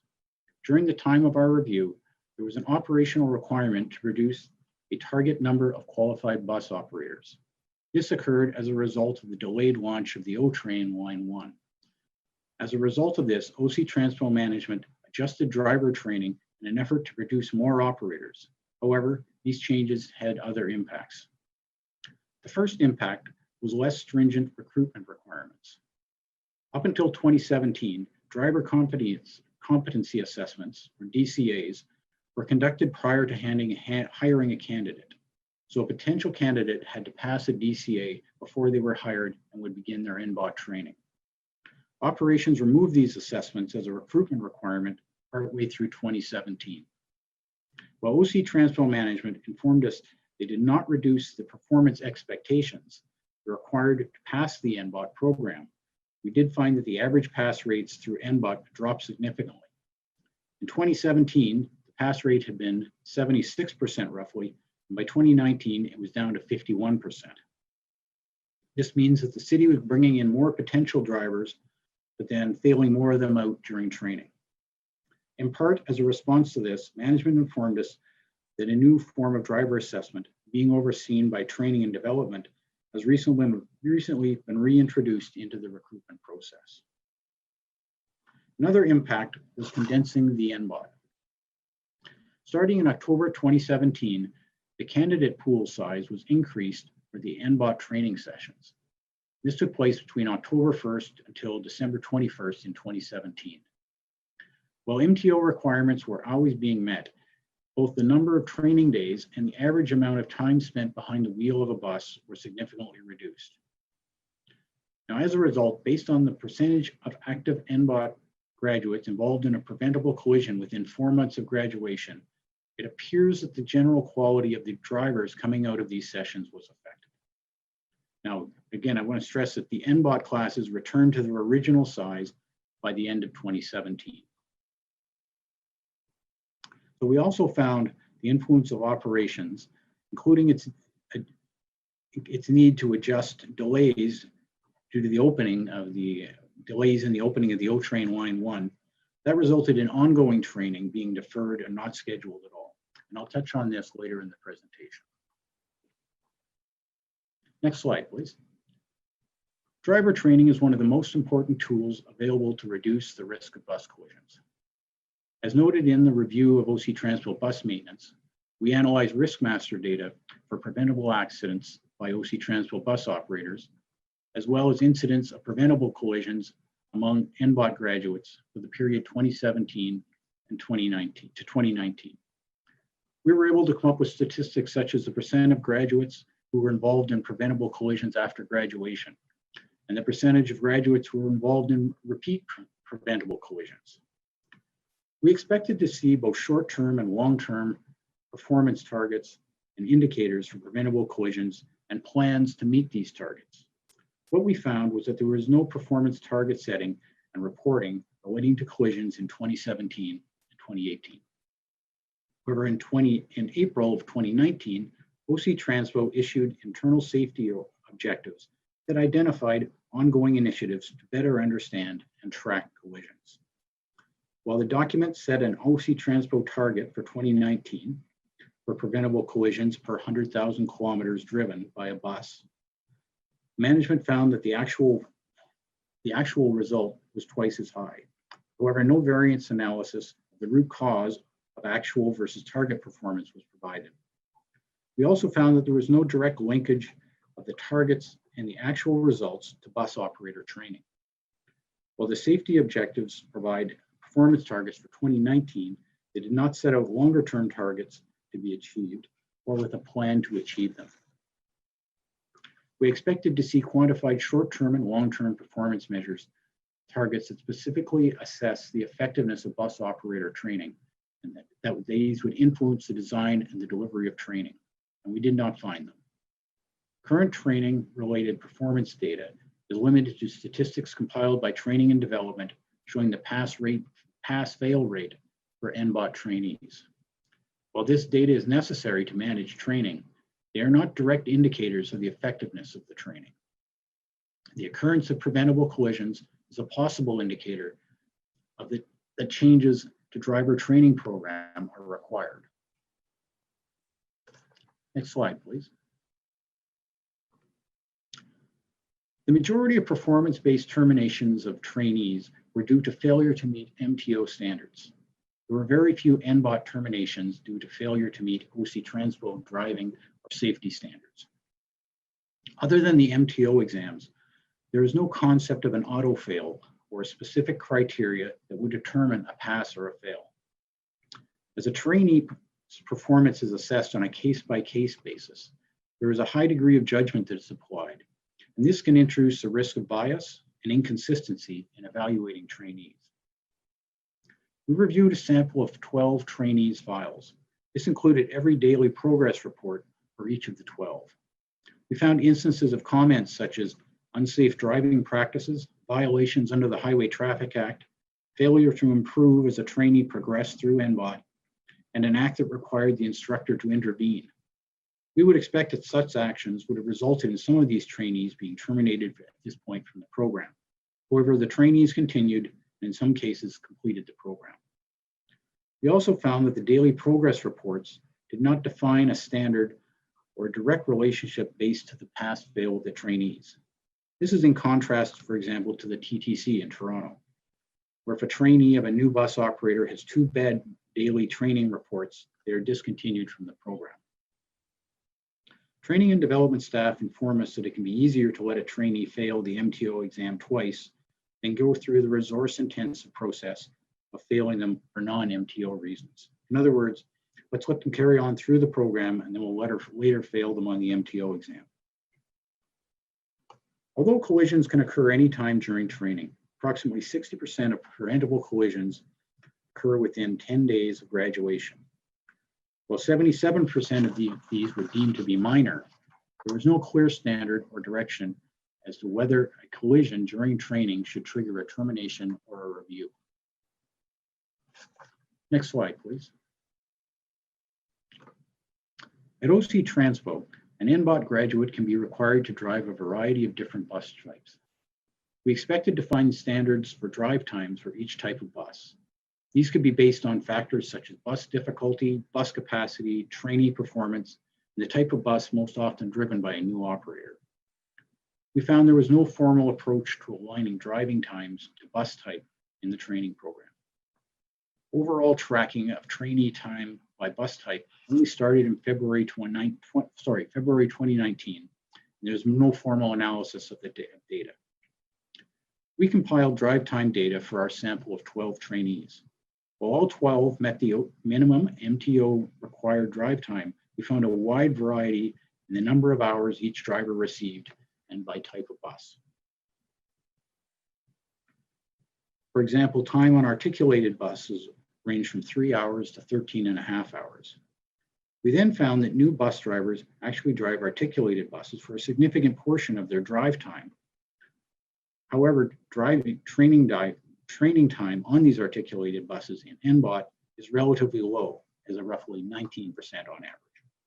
We understand that this is because drive times by bus type are dependent upon the availability of the buses and are impacted by weather and the number of trainees in a class. In our view, the absence of standards for drive times increases the risk that new operators are not getting the training they need on all types of buses. As NBOT progresses, the difficulty in routes driven progresses. Trainees begin in low traffic suburbs, and then they move on to more high traffic areas, like the downtown core. We expected to find that the experience of a new bus operator would be a key determinant in the type of bus and the difficulty of the route that an operator would drive once they have graduated from NBOT. However, we found that as per the city's negotiated collective agreement, the routes and type of bus are booked by the staff, booked on by the bus drivers based on their seniority and not based on the experience or level of training that they received. Next slide, please. We expected to see that the ongoing training that was deemed necessary by training and development, as far as refresher training or performance skills improvement, would take place within the competing priorities of OC Transpo. We found that the documented processes exist for operators and their section heads to request reassessments, in-service assessments, performance skills building. However, we also found that a significant amount of planned training for existing operators was deferred or was not scheduled. We were informed that this was due to the need to meet the operational requirements for bus operators as a result of the delayed launch of the O-Train Line 1. As well, operators hired and trained in months outside of winter are provided with a winter driver refresher training once the weather is more conducive. We expected the drivers would receive this winter driver refresher in the early part of the first winter of their year driving. We found that this training was not always provided at that time. In fact, we found that drivers from the 2017 and 2018 NBOTs did not receive their winter driver refresher at all in the first winter after their graduation. Management informed us that they have scheduled a winter driver refresher between January and March 2020 for all 2017 and 2018 NBOT graduates who had not yet had their winter refresher, and for NBOT graduates who were trained in the non-winter months of 2019. In our view, winter refresh training to new drivers needs to be timelier. The risk of a preventable collision by not providing training early in the first winter of the risk is enhanced by not providing that training in the first winter of being a new bus operator. We also observed non-scheduling of tune-up training, which is a one-day training program, and the workplace violence awareness training. Next slide, please. We expected to find a process for recertifying bus operators to ensure they have maintained the skills necessary to operate a transit bus. Based on statistics provided by Fleet Safety, 56% of operators with less than 3 years of experience are involved in a preventable collision. Until very recently, OC Transpo did not require that bus operators be recertified on a cyclical basis. However, in September 2019, OC Transpo issued the Operator Training and Certification Plan, which states that recertification is to start in 2020. In our view, this certification plan is an important step. The plan defines what a certified operator entails and acknowledges that an unsuccessful trainee may be removed from the program and that successful completion of recertification is mandatory. The plan indicates that the operator must participate in the mandatory cyclical training recertification, and that if unsuccessful, the operator will not be permitted to return to normal duties. There is, however, no definition or a pass-fail criteria to what unsuccessful means. We found, by way of example, that the TTC have mandatory recertification for bus operators every 3 years, which includes road testing. The implementation of the 20 recommendations made in this report, we believe, will help OC Transpo address issues related to driver training, assessing new and existing bus operators against consistent standards, and measuring the effectiveness of bus operator training. Management agreed with all 20 recommendations and appeared to have moved quickly to implement a number of them. Now take any questions that we have. Merci énormément, Monsieur Miner, pour votre présentation. Thank you very much. There are a few questions. Vice Chair Meehan, please. Oh, thank you very much, Chair, and thank you, Mr. Miner. I have to say, reading this audit left me a little bit worried for obvious reasons, because driver training and the safety and the qualifications of the driver behind the wheel are so very important. I know that this audit was triggered by another complaint to our hotline, and I'm just wondering if this had anything to do with training on double-decker buses. I'm just wondering, can you give us the substance of the complaint, Mr. Miner?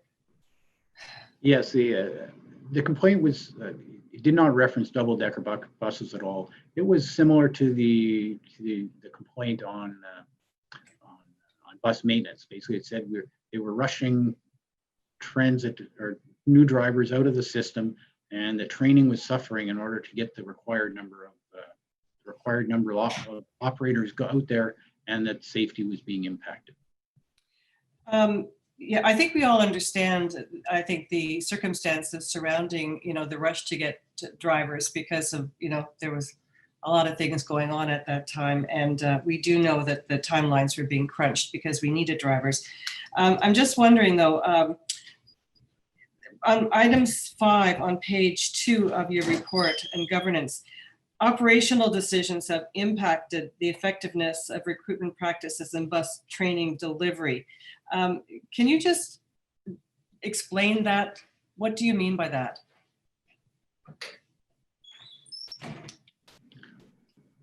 I guess what we're saying is it we didn't see training as being in a fully independent function that you could decide when an operator was fully ready to move through, and they were getting pressure to move people through from operational reasons. So when people wanted to come back for upgrading their training, they felt uncomfortable in a certain bus, there may not be the time to get that person back because they were needed on the road. So that was the impact that happens with operations. And it was impacting on training. For example, the other part would be the recruitment, the change in the getting rid of that assessment up front that increased the size of the pool coming in, but it pushed a lot more people into training. And had an impact on the training side. Yeah. But the people, the operations side were pushing that. So that's what the gist of what that comment is about.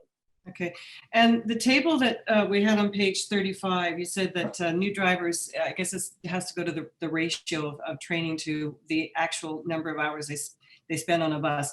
19% of training time is in articulated buses, and we've got a lot of those on the road, but actually they end up driving them more than 50% of the time. I'm just wondering, like, what percentage of training time do you think they should be spending on articulated buses, given the amount of time that they're behind the wheel? We don't really have a set number in mind at all. That wouldn't be our call. I mean, we recognize that when the drivers begin their training, they're going to start on the smallest bus, the easiest bus to drive. So they would spend more time on the 40-footers, and then they would move to the bigger buses at some point. But the exact number of hours, again, we don't have the answer to that. But we'd like to see that decision be taken based on analysis of risk. Yeah. Okay. Also, number 6 on our bus operator experience. Routes and types of buses booked by the new bus operators are determined by their seniority within the organization and not by experience as an operator on the level of training received by the bus operator. This is something that we heard after the Westboro crash, that a lot of the senior drivers chose not to drive double-deckers. So the senior drivers can choose other buses, leaving the double-deckers to more inexperienced drivers. Is that a concern for you?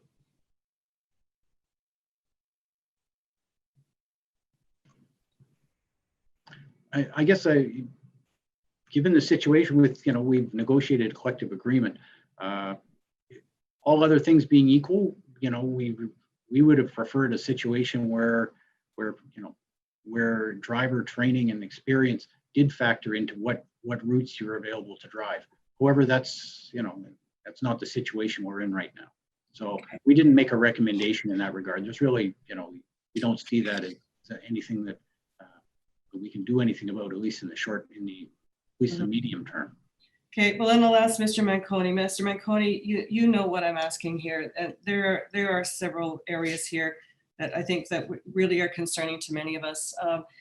Like how do you explain, that we don't have targets that have been defined, that we don't to improve training and hiring, to reduce collisions, we don't have the data to do that. That's not in place. Seniority over, gets to choose buses rather than the amount of training that people have. Like, what should we make of this? Thank you, Vice Chair. First and foremost, I want to acknowledge your concerns. You have every right to be concerned about parts of this audit. I fully understand that. And I can assure you that even before the audit was done, we hired a new Chief Safety Officer. And I'll let him speak later on. If you like, he's implemented his plan. We're already rolling out the recommendations. I appreciate your question because it gives me an opportunity to again acknowledge the part that I'm not happy about, and I know you're not. So I'll start off with the things that are good and robust, and should give us comfort. First and foremost, the Auditor General has acknowledged that we're in full compliance and exceeding MTO requirements. That is your governing body, and that is the one that enables us to issue licenses and so forth. And that is the things I'm not happy about. The three things that he has asked. You're cutting out, Mr. Manconi. Sorry. Sorry, I hope you heard that we meet and exceed the MTO requirements for licensing. I'm not at all diminishing the concerns that have been outlined in the audit, and we have implemented that swift action, rolling out all the recommendations. There's 3 bundles of things that come out of the audit. Number 1, and you've touched on it, Vice Chair Amian, data management, record keeping, and analytics. I agree wholeheartedly with that. We have a lot of data. We need to consolidate that data and start to use it to drive oversight and so forth. Secondly, the Auditor General said go beyond the MTO requirements, which we have, do more than what the MTO is asking you for. There's costs, there's implications with that. You're going to see resource requests in the upcoming budget for that. And then lastly, which is very important, I think is the most critical part, is the governance on it. Who has the authority to amend the program? I can assure you that the things that got eliminated from the training program were non-MTO requirements.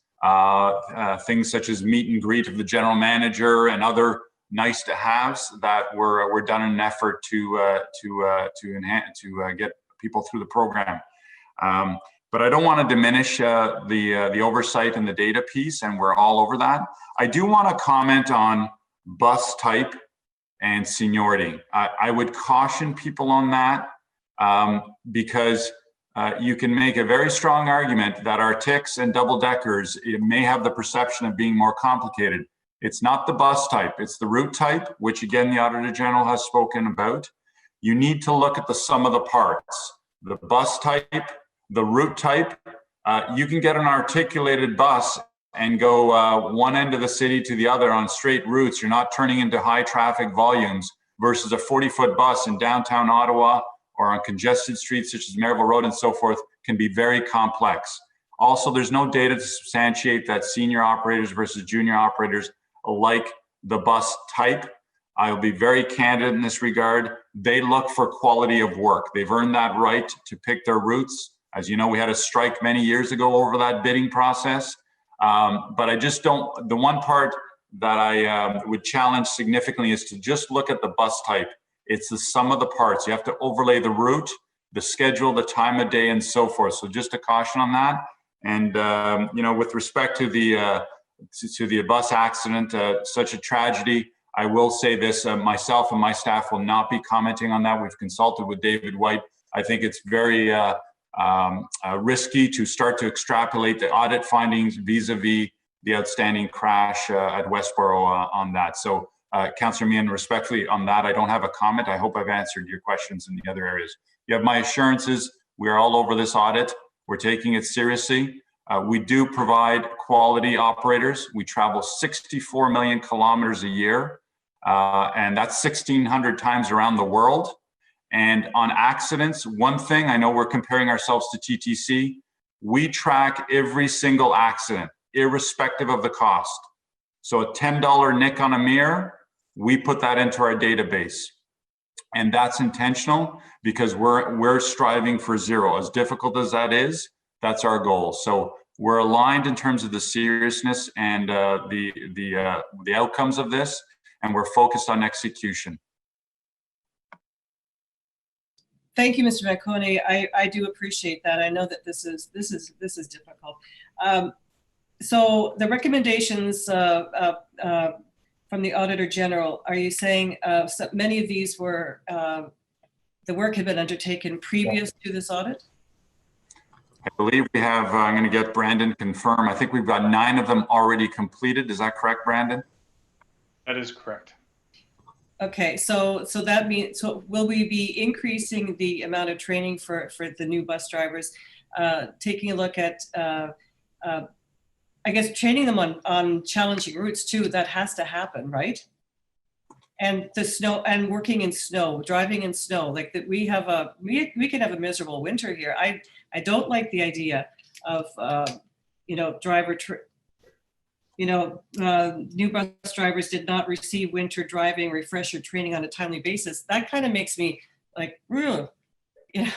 I want to make sure that that's going to happen. We are actioning everything. I'll give you some examples.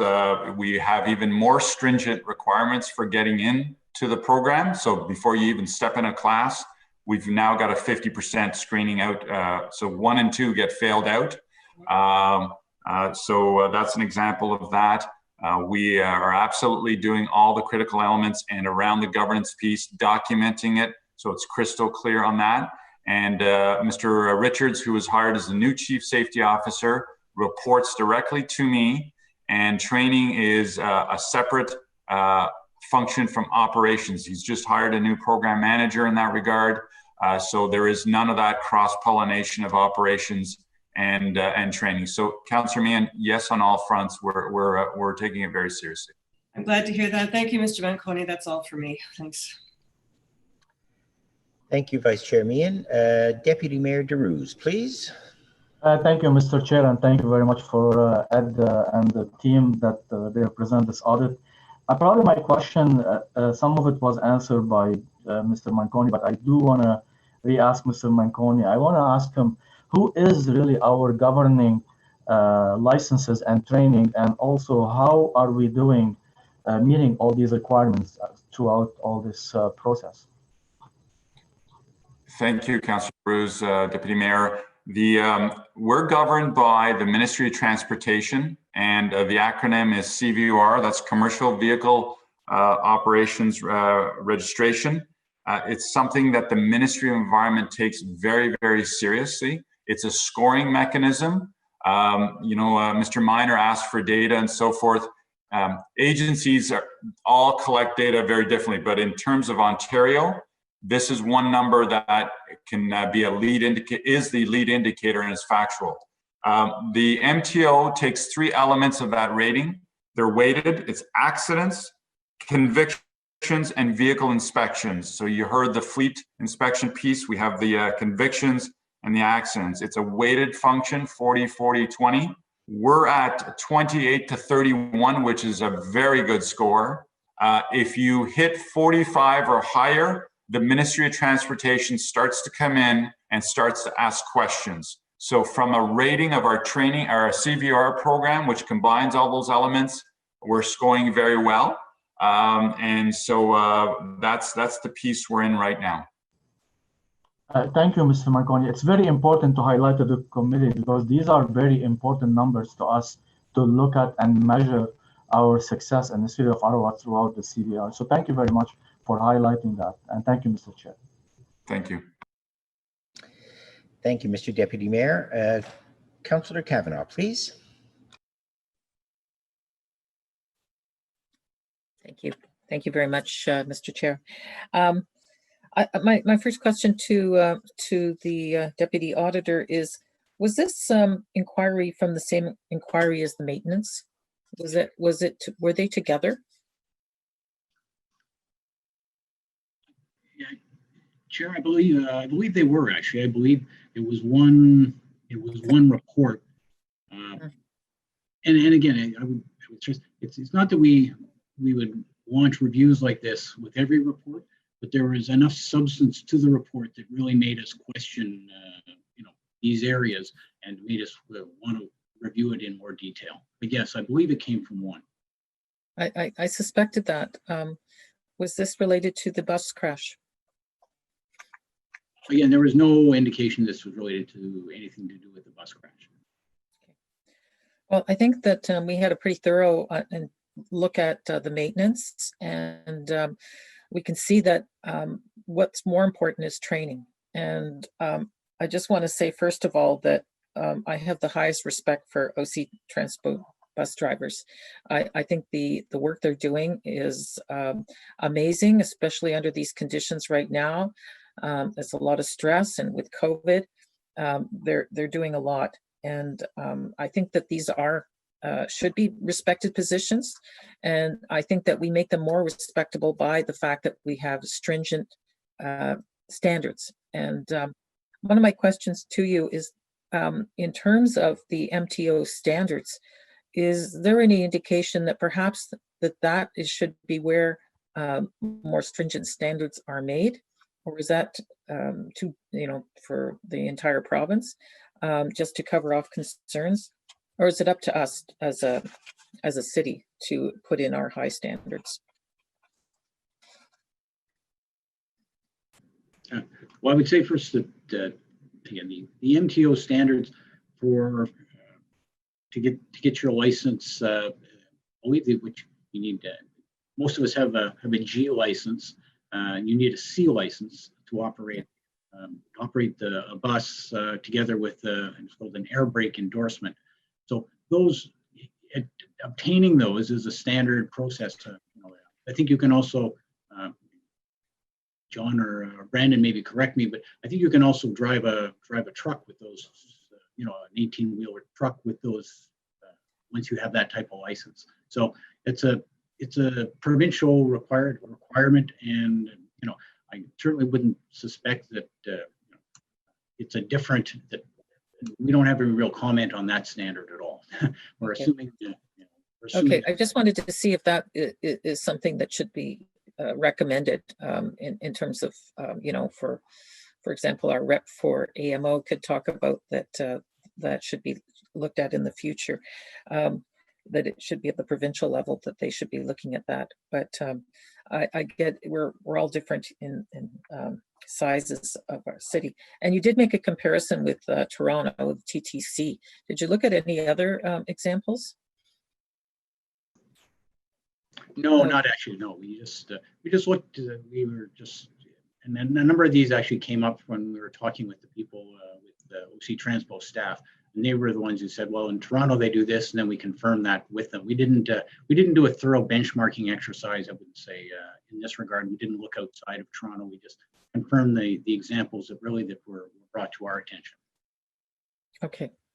All right. No, it's always interesting to see what else is out there and how else everybody else is performing. Lots, you know, to get ideas. I really appreciate the thoroughness. I think this is probably one of the most important reports we could do as an audit committee in terms of the safety of people and to assuring them that standards are being met. So I really appreciate that is the focus of this. My question is for Mr. Manconi. Is this require negotiating with the union ATU to on any of these recommendations, or is that already satisfied? No, Councillor, there wouldn't require any negotiations, and they're fully supportive, and our health and safety committees would be fully supportive because it's just building on the culture that we're doing. Okay, I guess the question is like Councillor Meehan was about how they get to pick their routes, and I was wondering if that's a concern. If we want the newer drivers to work on easier routes at first and then build up, which means more senior people would have to work on the more difficult routes. Is that problematic? Yeah, that is problematic.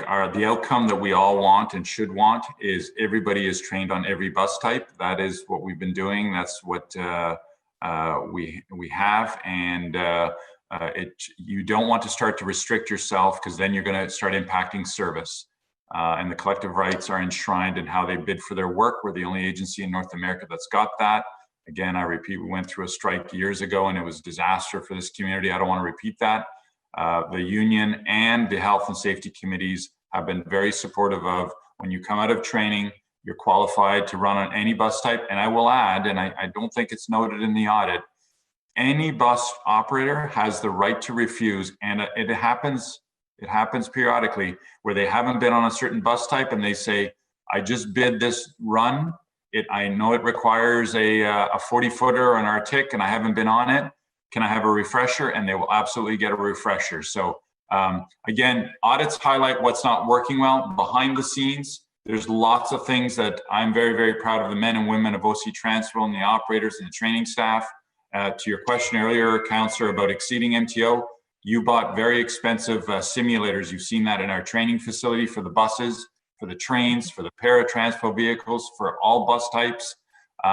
We exceed the MTO requirements because you're striving for perfection in this space. So yes, there's improvement that needs to be done, but I just want to remind everyone there's a lot of great things going on behind the scenes as we drive those 64 million kilometers every year. Okay. We're talking about garage campaigns. Can you tell me what a garage campaign means? I think that's a term that is kind of inside baseball. Brandon, do you want to speak to that, please? Garage campaign would be something that's identified as that we need to address with training specifically, where we'll go and target the different garages and make sure that we capture the training throughout all the different people necessary, and make sure that we have the training fulfilled throughout everybody in the garages specifically. So it's targeting the area so that we cover all employees for what's necessary at that time. Okay. Because I noticed it mentioned about cyclists, and that concerned me because that's something that I get nervous about as a cyclist, being near buses. Is that included in the training to make sure that being cyclist aware?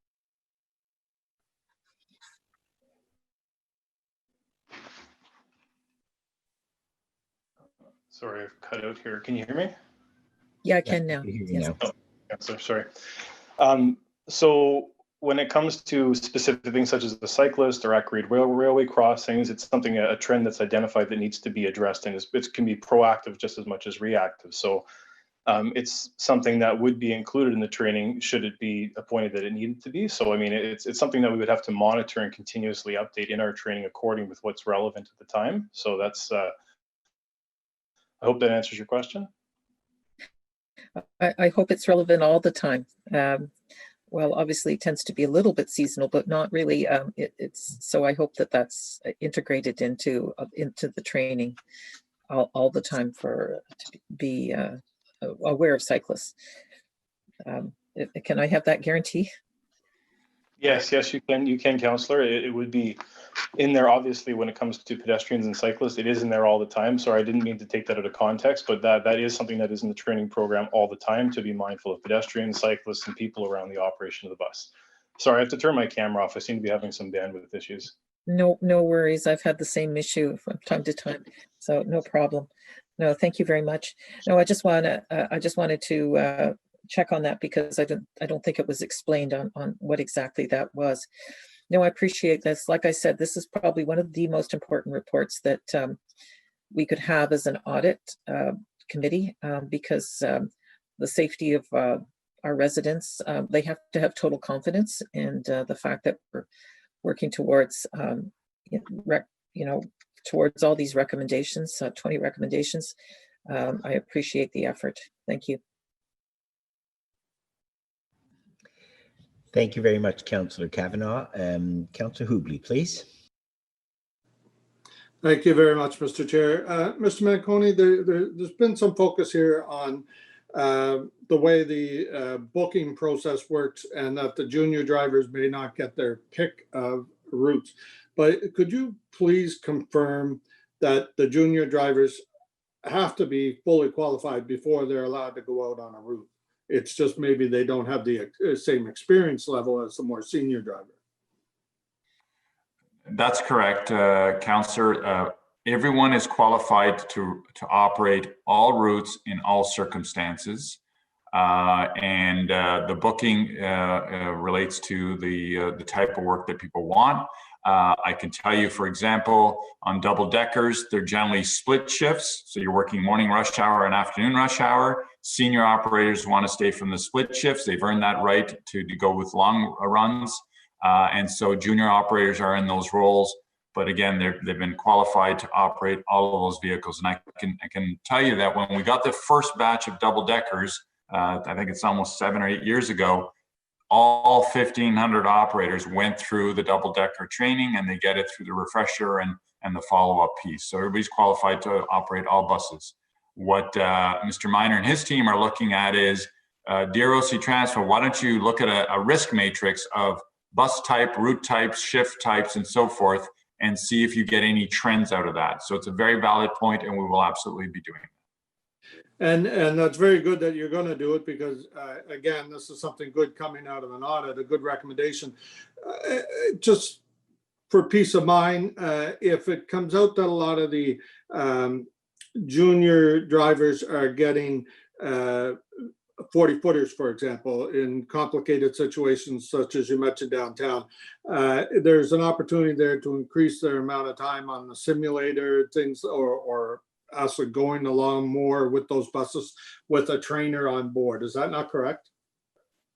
That's absolutely correct. And just to build on that, like any driver of any vehicle, there are really great drivers, and there's some drivers that need some refresher, like all of us do periodically. So that occurs. There's accident recreation that we can do on the simulators. But also, we have an annual event. It's postponed now because of COVID, our Safe Driving Award. And I know many of you have attended those awards. and you see the thousands of hours and kilometers of safe driving that people go through. So irrespective of whether they're junior operators, medium of the road, or senior operators, we have a very good, robust, safe workforce, and I just want to assure you of that. And in the audit, there was a reference to if a driver has a minor or major accident. Could you elaborate on that process? Like they don't, even if it's a minor accident, there's a trainer or somebody that steps in and spends some time with that driver before they go back out. Is that not correct? That's correct. And again, you know, audits point out what isn't being done, but I'll share a personal story. I had an operator wanting to meet with me. He had been involved in multiple mere incidences in the yard, not even out in service. He was pulled from service, and until he could repass his in resting, including backing out in and out of the yard, which is very, very busy, he was not going back on the road. And he was unsuccessful in the first turn. And he was begging me to go back. And we said, no, there is a process for that. You need to get recertified and go out there. You know, when you look at some of the numbers in the audit, there's the word quote unquote accident is as low as, like I said earlier on, a $10 mirror that got nicked backing out of a garage or moving into a parking spot. So we take it very seriously, and there's a process to that. Again, Mr. Miner and his team have done a very good job of saying, document all that, make sure it's wrapped up in a governance structure, and we will be doing that. Okay, thank you. And my final question is for the Chief Safety Officer. Brendan, I'm going to ask you that if you've reviewed both these audits, and I'll warn you ahead of time, there's only one right answer. Yes, we've reviewed the audits both ahead of time in quite extensive working sessions. Thank you. Now, and you'll be looking at this piece that we're having a discussion around this morning about junior drivers. And in your role, you'll be able to make recommendations there as well if you feel that it would enhance safety if there was additional training provided to junior drivers. Oh, absolutely, Councillor. Coming into this role, let me just say that my responsibility as the Chief Safety Officer is to ensure the safety and accountability is at the forefront of all the actions and operations throughout OC Transpo, not just the training department, throughout the whole organization. This is and will continue to be my objective in everything that I do.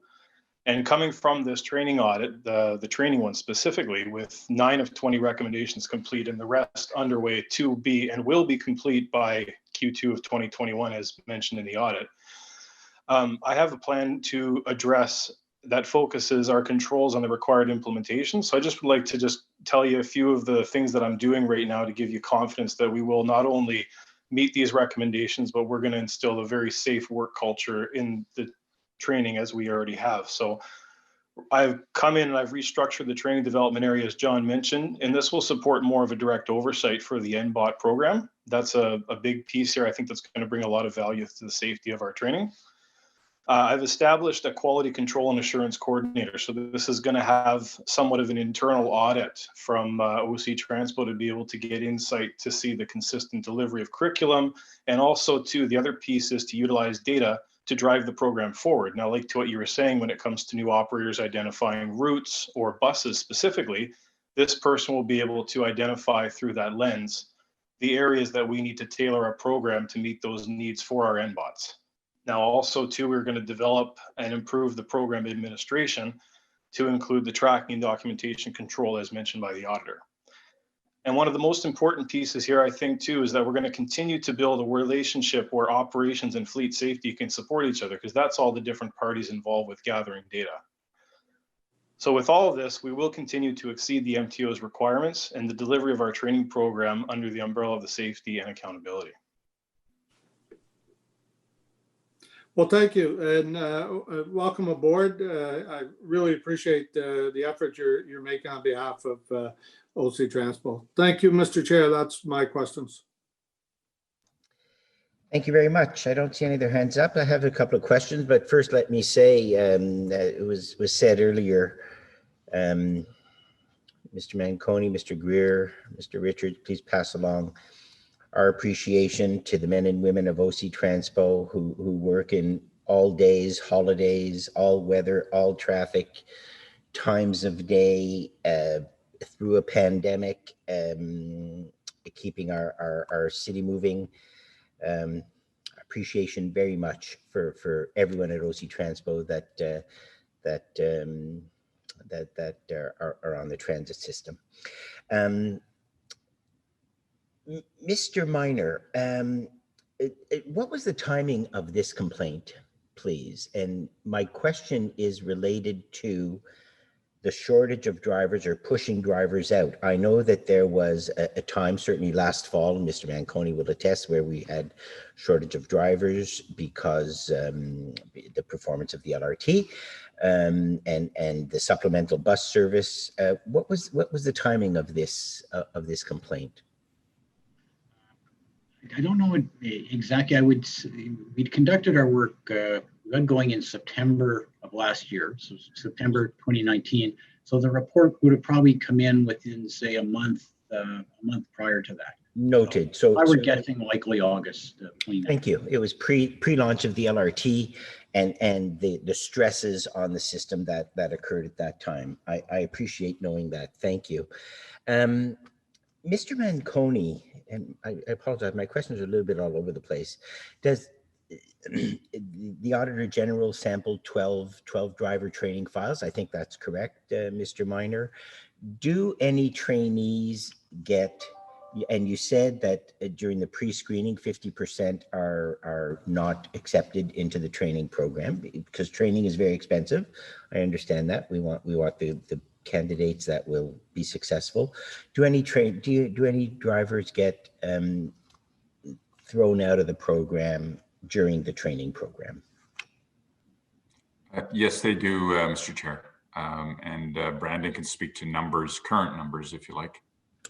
Can you give us just a quick percentage or numbers last year or something? Yeah, I can tell you, Chair, the current failure rate for MBOT is on an average of 18%. Thank you. So one in five approximately do not complete the training and are removed. Okay, thank you. Correct me if I'm wrong, Mr. Manconi, or someone said that there is a higher degree of probability of an accident, however minor, in the 10 days following graduation. Is that correct? Did I hear that correctly? I think you would have to direct that to Mr. Minor, Mr. Chair. Mr. Minor, is that? You are on mute, I will say. Sorry about that. I believe that to be the case. I have to put my finger right on the number right now, but I believe that to be the case, that right after there was a higher rate, but I may have to get back to you on that with confirmation. Thank you. So I guess my follow-up is to Mr. Richards.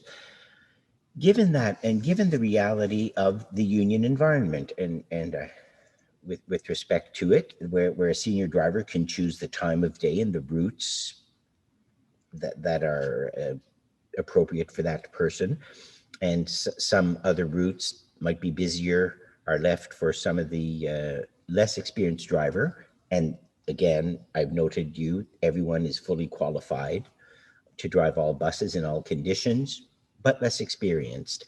What support can we give to those new drivers in the first 10 days or first month of after graduation to support them? Would it be a supervisor to ride with them in certain conditions, even though they are fully licensed, fully qualified, and on the job? Is there any other support that we could provide to those new drivers that you would consider? Thank you, Chair. Actually, we have a tool in place with our current training program. We call them platform mentors, where a new bus operator actually is out with an experienced operator to learn not only the driving components, but customer interactions, and they mirror that person in a shadowing effort, if you will. That's one tool that's really beneficial to help new operators get comfortable in that environment, especially when they're new within, like you said, that 10-day period. And then again, as I mentioned as well, to analyzing the data to understand how we can better support through the training proactively and post NBOT as well is something we will be looking at with that new quality coordinator position. Thank you for that reassurance.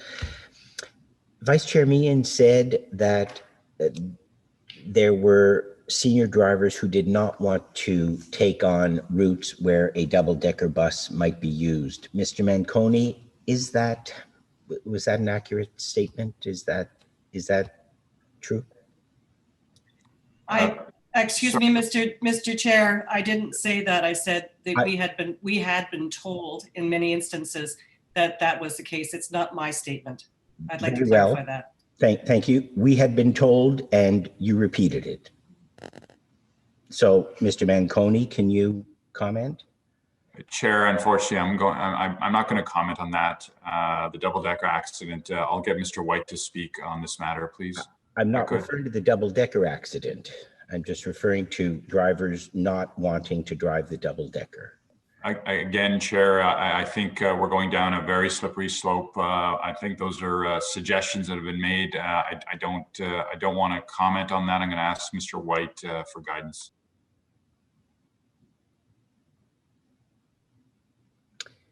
Mr. White, are you on? Yeah, Mr. Chair, with respect to the, questions associated with either the Battlefield or the Westboro incidents, just given the outstanding proceedings, both involving the city and involving the driver, I would caution against discussion of those. A more general discussion around, again, the broad focus of the audit, I think, is fine, but more targeted questions that relate kind of even tangentially with respect to that specific incident, I would caution against. Okay, thank you. Mr. Manconi, how do we, Mr. Minor spoke about other jurisdictions, Toronto.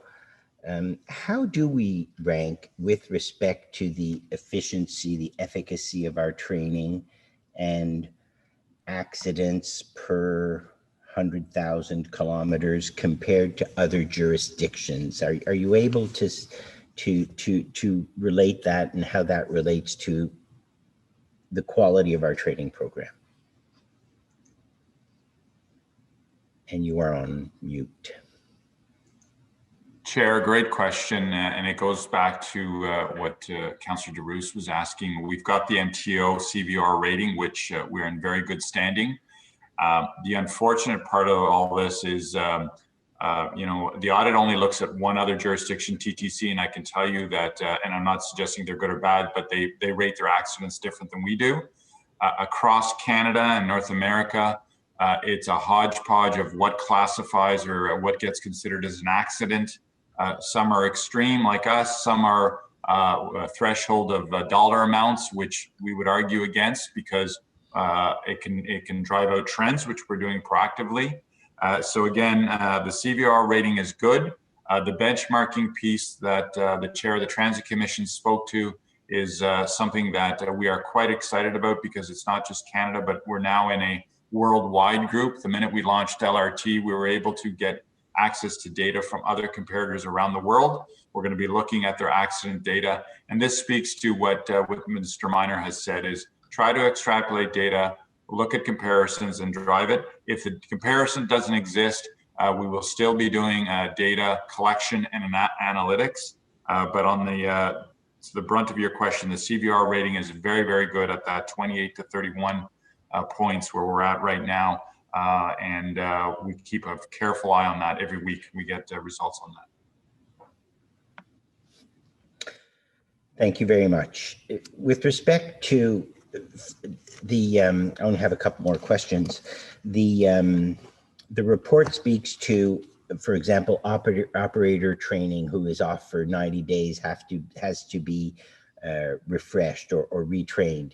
Is that an OC Transpo protocol or is that an MTO protocol? I wasn't clear on that, and that could go to either Mr. Manconi or Mr. Minor. I'll ask Brandon to comment on that, Mr. Chair. Mr. Richards. Thank you, Mr. Chair. It's an OC Transpo requirement, and just to elaborate on that further, we are actually taking it a step further now. And when they're off for a period of time, we actually will work with operations, with the section heads, to look at the record and determine not just a standard recertification or refresher training for them, but something that could be specific to their file as well. Thank you. So in some cases, OC Transpo protocols and policies and procedures exceed the requirements of the MTO.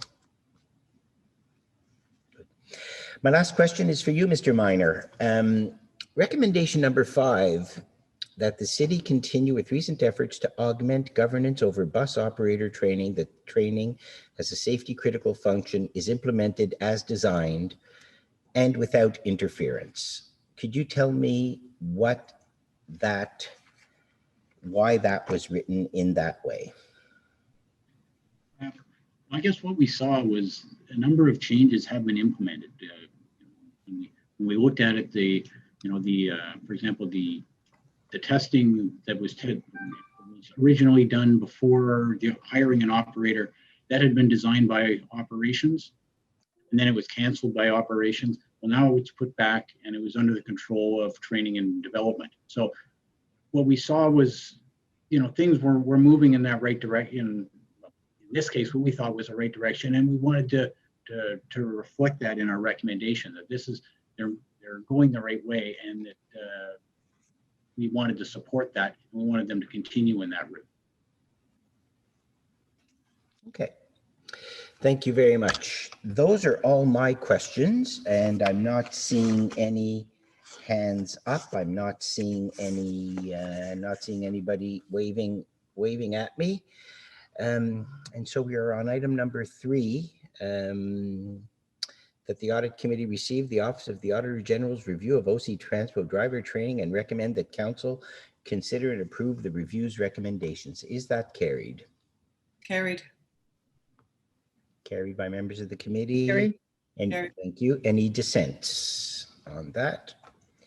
Seeing and hearing none. Thank you very much.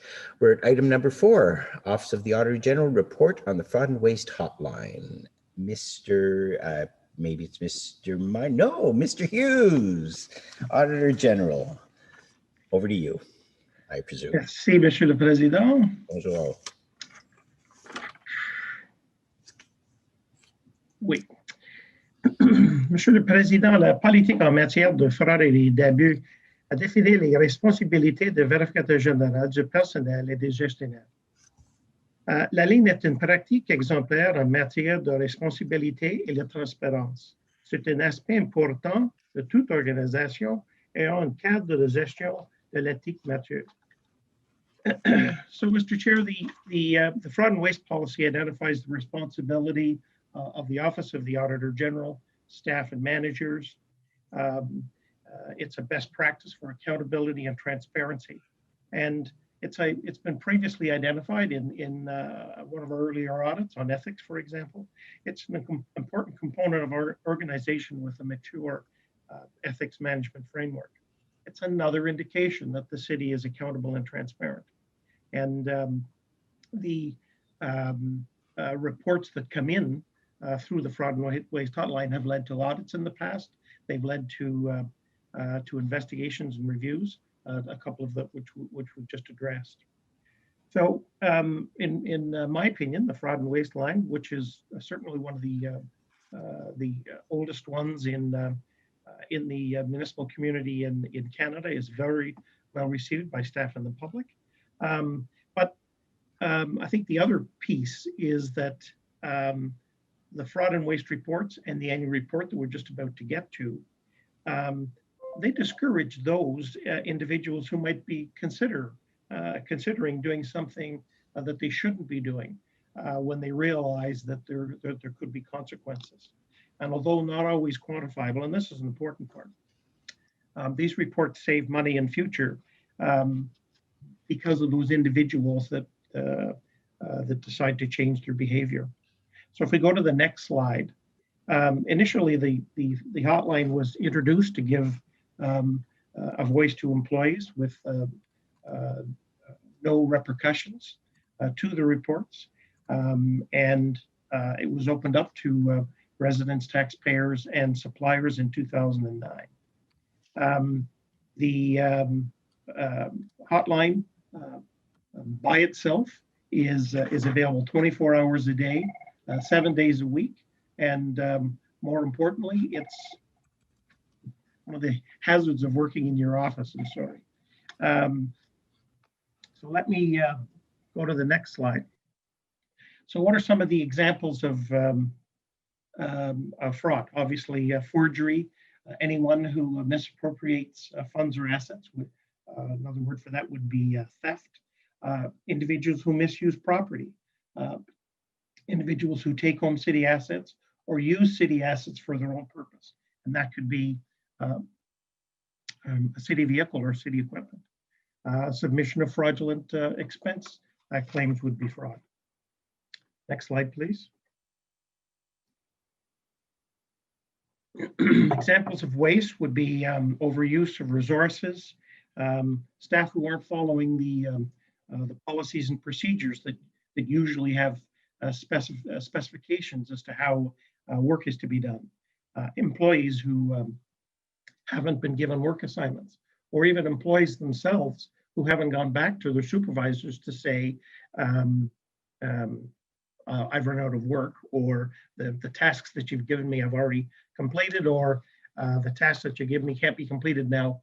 Can you give me some more work? So in our mind, anything that reduces productivity in the workplace is waste. So anything that affects efficient operations. So a disrespectful supervisor, or bullying, or harassment in the workplace, anything that leads to friction can be waste. Next slide, please.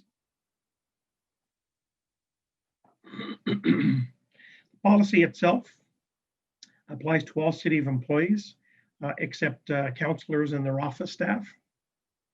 It doesn't apply to police services. It doesn't apply to the public library or Ottawa Community Housing. And then the last two, I should point out that both the public library and Ottawa Community Housing have introduced their own fraud and waste policies and their own fraud and waste hotline.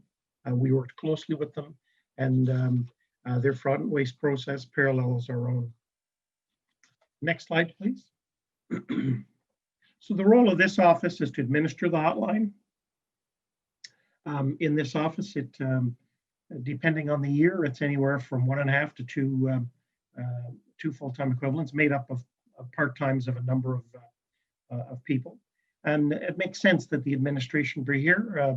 The individuals that work in this office are impartial and are independent from the administration. And we have a number of certified fraud examiners to deal with issues that are more complicated forensically. The reports come to us. We make an immediate decision as to whether or not it is something that first of all falls within the purview of the City of Ottawa, and if it's something that should be investigated. So we immediately vet out anything that is not relevant to the City of Ottawa, somebody who has called into our hotline and the complaint should go elsewhere, or if there isn't enough information, or if the allegations that they're making wouldn't allow us or staff to do an investigation. If necessary, we will decide to do the work ourselves. 95% of the reports are investigated by management. We liaise with management throughout their investigation if necessary. They report back to us with the results, and occasionally we'll go back to them with refinements in some of the work that they should do. And of course, we provide a yearly report to council. Next slide, please. Staff and management must report violations of the Code of Conduct and anything that falls under the fraud and waste policy. Of course, staff must conduct the investigations that we ask them to, and then they report back to us. Next slide, please. So just a reminder, the fraud and waste hotline is confidential. It's if an individual wishes, they can remain anonymous. It's independently operated. You can access it by phone, by internet, and it's available 24/7.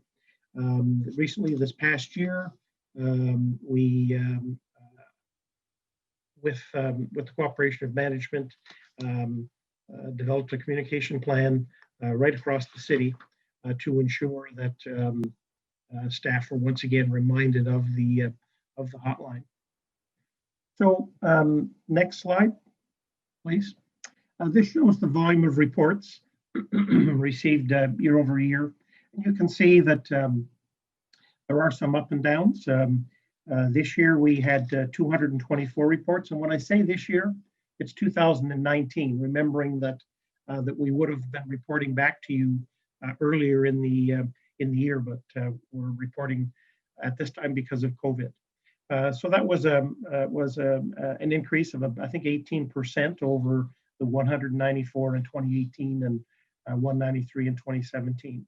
So on any given year, I think that that we see between 150 and 200 valid fraud and waste reports. Next slide, please. As I indicated, the fraud and waste hotline is open to staff, members of the public, and suppliers.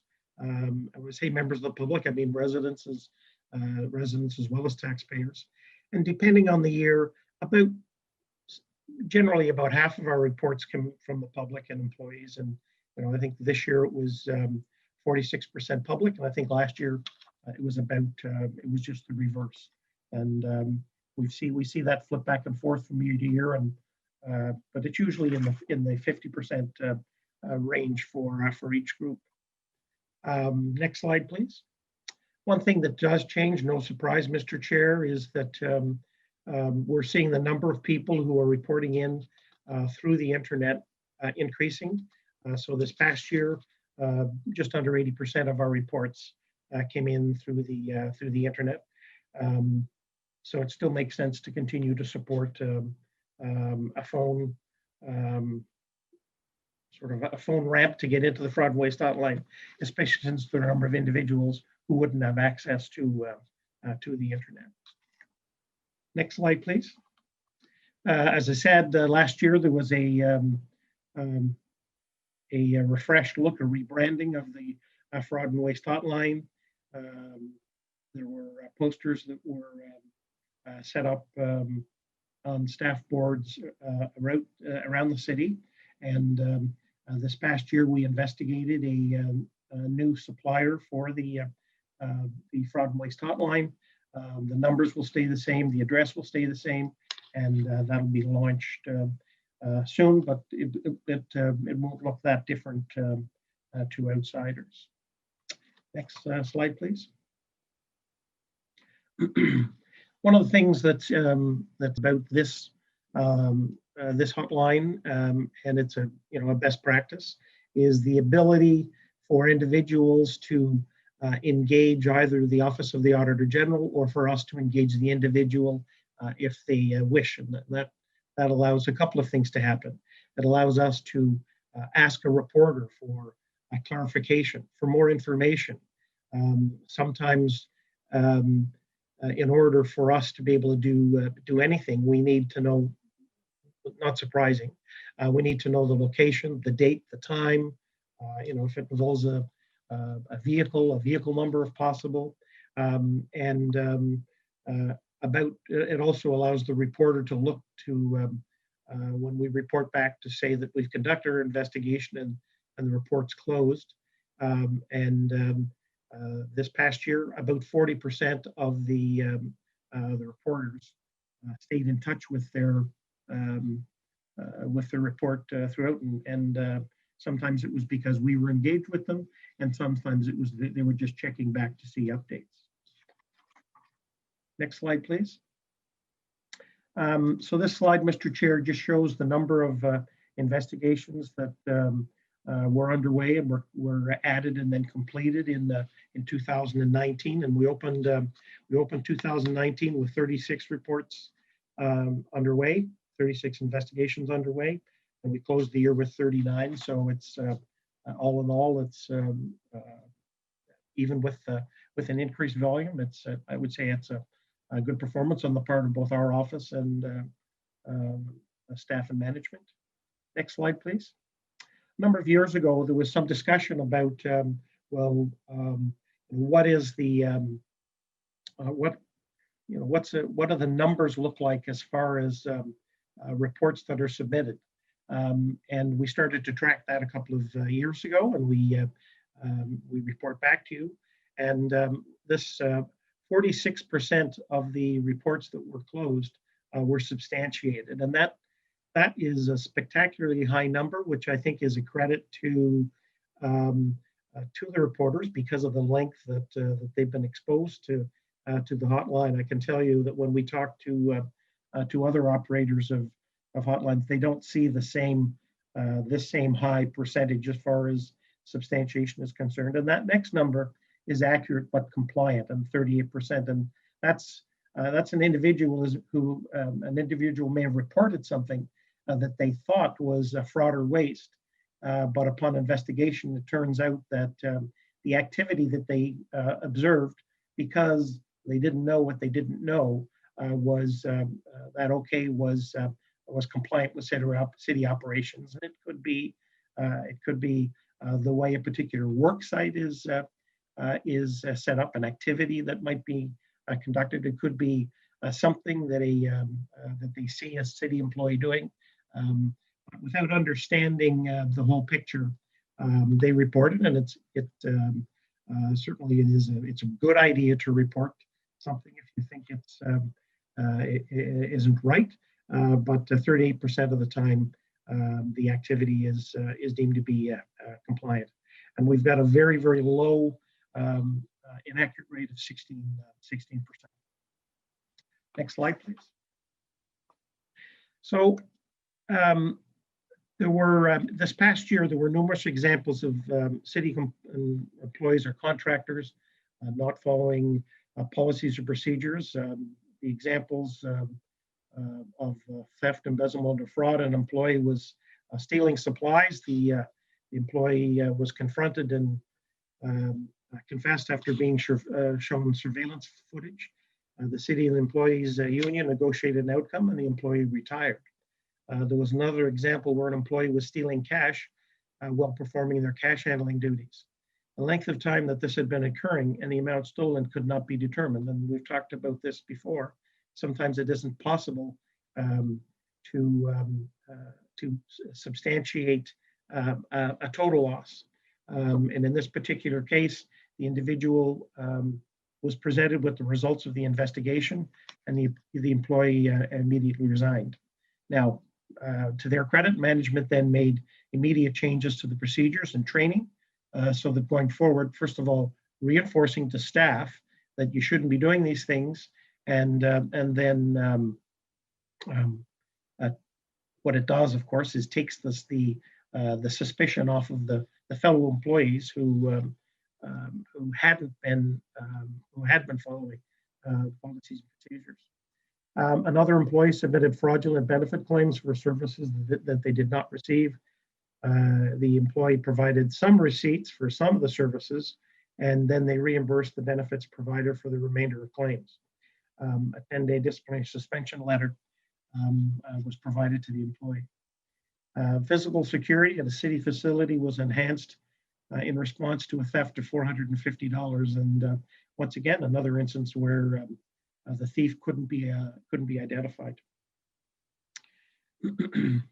Under the category of harm to people or potential harm to people, an employee was alleged to have demonstrated inappropriate behavior during using their city-issued cell phone. During the course of the investigation into the employee's behavior under the city's code of conduct, additional information supporting further allegations of a similar inappropriate nature was brought to management's attention. The employee received a 20-day with suspension without pay and was demoted. So, Mr. Chair, as you know, when we pass on allegations in relation to social assistance, we ask that outcome be provided to us after it's investigated by the group in social assistance. There were 5 cases closed involving 5 individuals collecting social assistance benefits for which they were not entitled. In one case, a notice of decision was issued, advising them that they were no longer eligible for rent guaranteed income assistance and that they will be required to pay the market rent. In one case, a receivable was created and the file was suspended.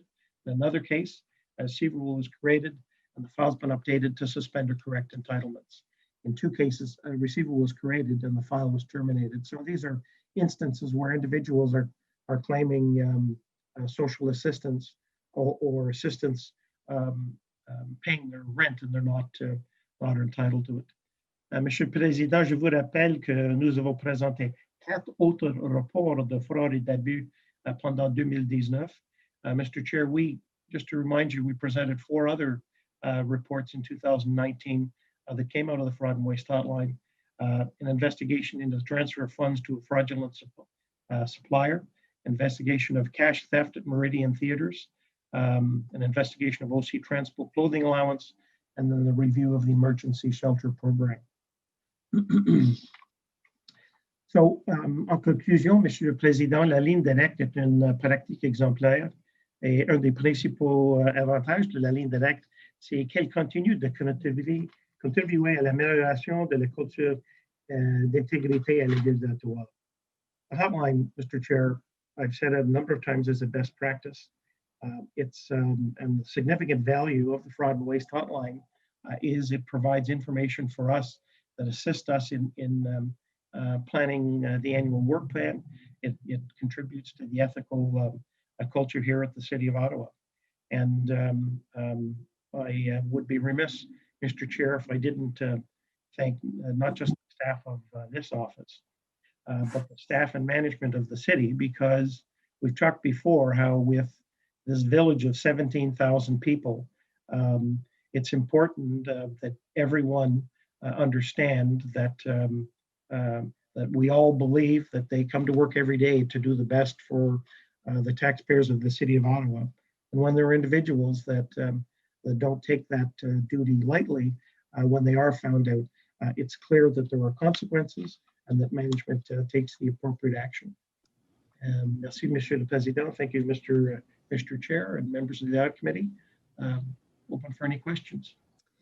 Thank you very much, Mr. Auditor General. And yes, thank you to you and your colleagues in the Office of the Auditor General for your work on the Fraud and Waste Hotline and your other work throughout the year. And I agree with you with respect to our colleagues employed by the city, how everyone wants to do the best job they can for the residents of the City of Ottawa and to correct and fix and repair those circumstances, some of which you've detailed today, that impact service and that impact the city.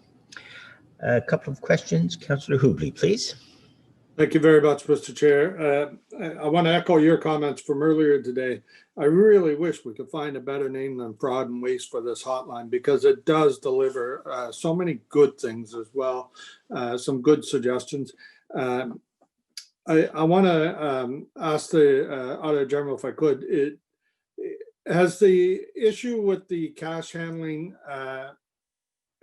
been addressed, like CSIS? I know you don't want to tie it to a particular person or anything mentioned in the report, but I want to acknowledge that this has been an issue that you reported on earlier in your tenure, and the city manager and yourself were very involved with trying to put in steps and processes to try to protect the taxpayers' money that we are collecting.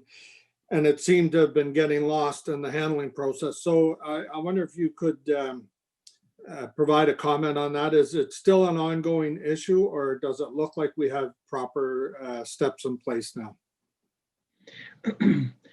Thank you to the councillor, Mr. Chair, through you to the councillor.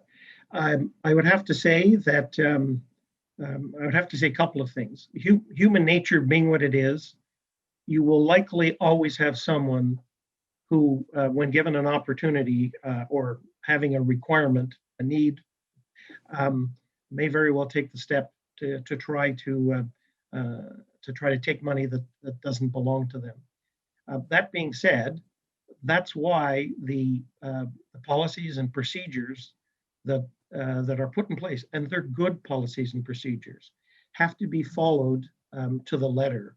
And yeah, and a couple of years ago, there was a rash of these types of incidents, and I think we can see that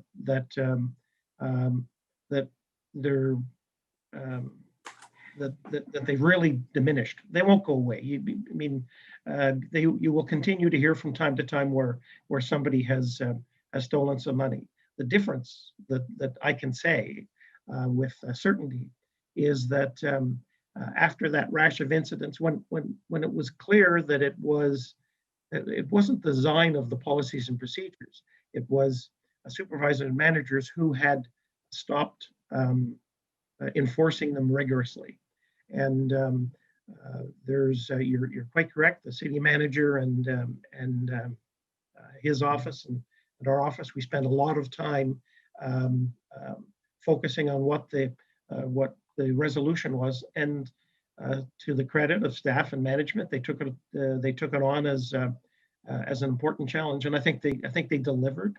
And I believe that the reason why we don't see the same number of incidents is because the opportunities just haven't been presenting themselves. Because if you've got an individual who over the last while thought there may have been an opportunity or to take something, if it gets caught and brought to their attention because of the policies and procedures that are in place, then the employee knows they're not going to get away with it.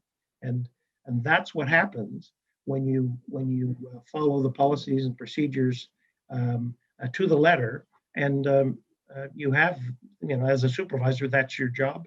And from, I would guess from what we can see, that there was a renewed commitment to pick up the challenge and deliver. So I would hope if there's any if there's anything that came out of that those number of reports that were so difficult to deal with, just because of the frequency. If anything good came out of it, it was that we won't see them in the future. So thanks for that question. Thank you. I'm going to come back to you in 1 minute. I just want to make a comment, if I could, to the city manager. I want to point out that this is obviously a difficult day for anybody that's in a senior management role when we deal with the findings of audits, and because basically what we're talking about is areas and processes that we could do better in. I think it's absolutely important that we highlight that over half of the cases that come in through the fraud and waste hotline are things being brought forward by employees because they want to do better. They want the city to do a better job of handling taxpayers' money and providing the proper services. So, kudos to you, city manager, for creating the environment at the city where employees are participating in this process, and we're seeing good things come out of it. So thank you for that. I want to go back now, if I may, to close with the Auditor General. I find this report to show a lot of progress since your first report on the fraud and waste hotline in the last term of council.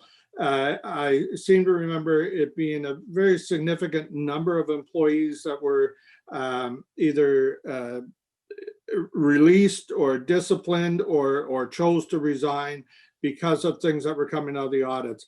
And I have to say, if I was somebody from the outside looking into the organization and reading today's report, I would call a number of these examples minor in nature.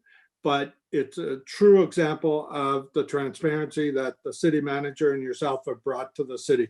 So I want to thank you for that, and I consider this progress, that this is what we're reporting on today. I think it's important to note that an organization that our size, that it shows that there's a lot of effort being made to protect the taxpayers here very seriously by the AG and the city manager. My closing remark is to you, Mr. Auditor General, because I think you're back before us one more time, but I don't like to leave things to the last minute. So I just want to thank you and tell you that it's been such a privilege to work with you over the years. I believe that you brought a lot of honor back to the position of the Auditor General and the Auditor General's department within the city. I know your employees work tirelessly for you, and I know how honored you are to have been their leader throughout this. So I just want to thank you for all the efforts and all the changes that you've made at the city, and I consider it a real privilege to have worked with you. So thank you. That's my comments, Mr. Chair. Thank you. Hear, hear, Councillor Hoobley. Mr. Kanellakis, Councillor Hoobley made a comment and you were going to speak. Did you want to, or do you want to let it go?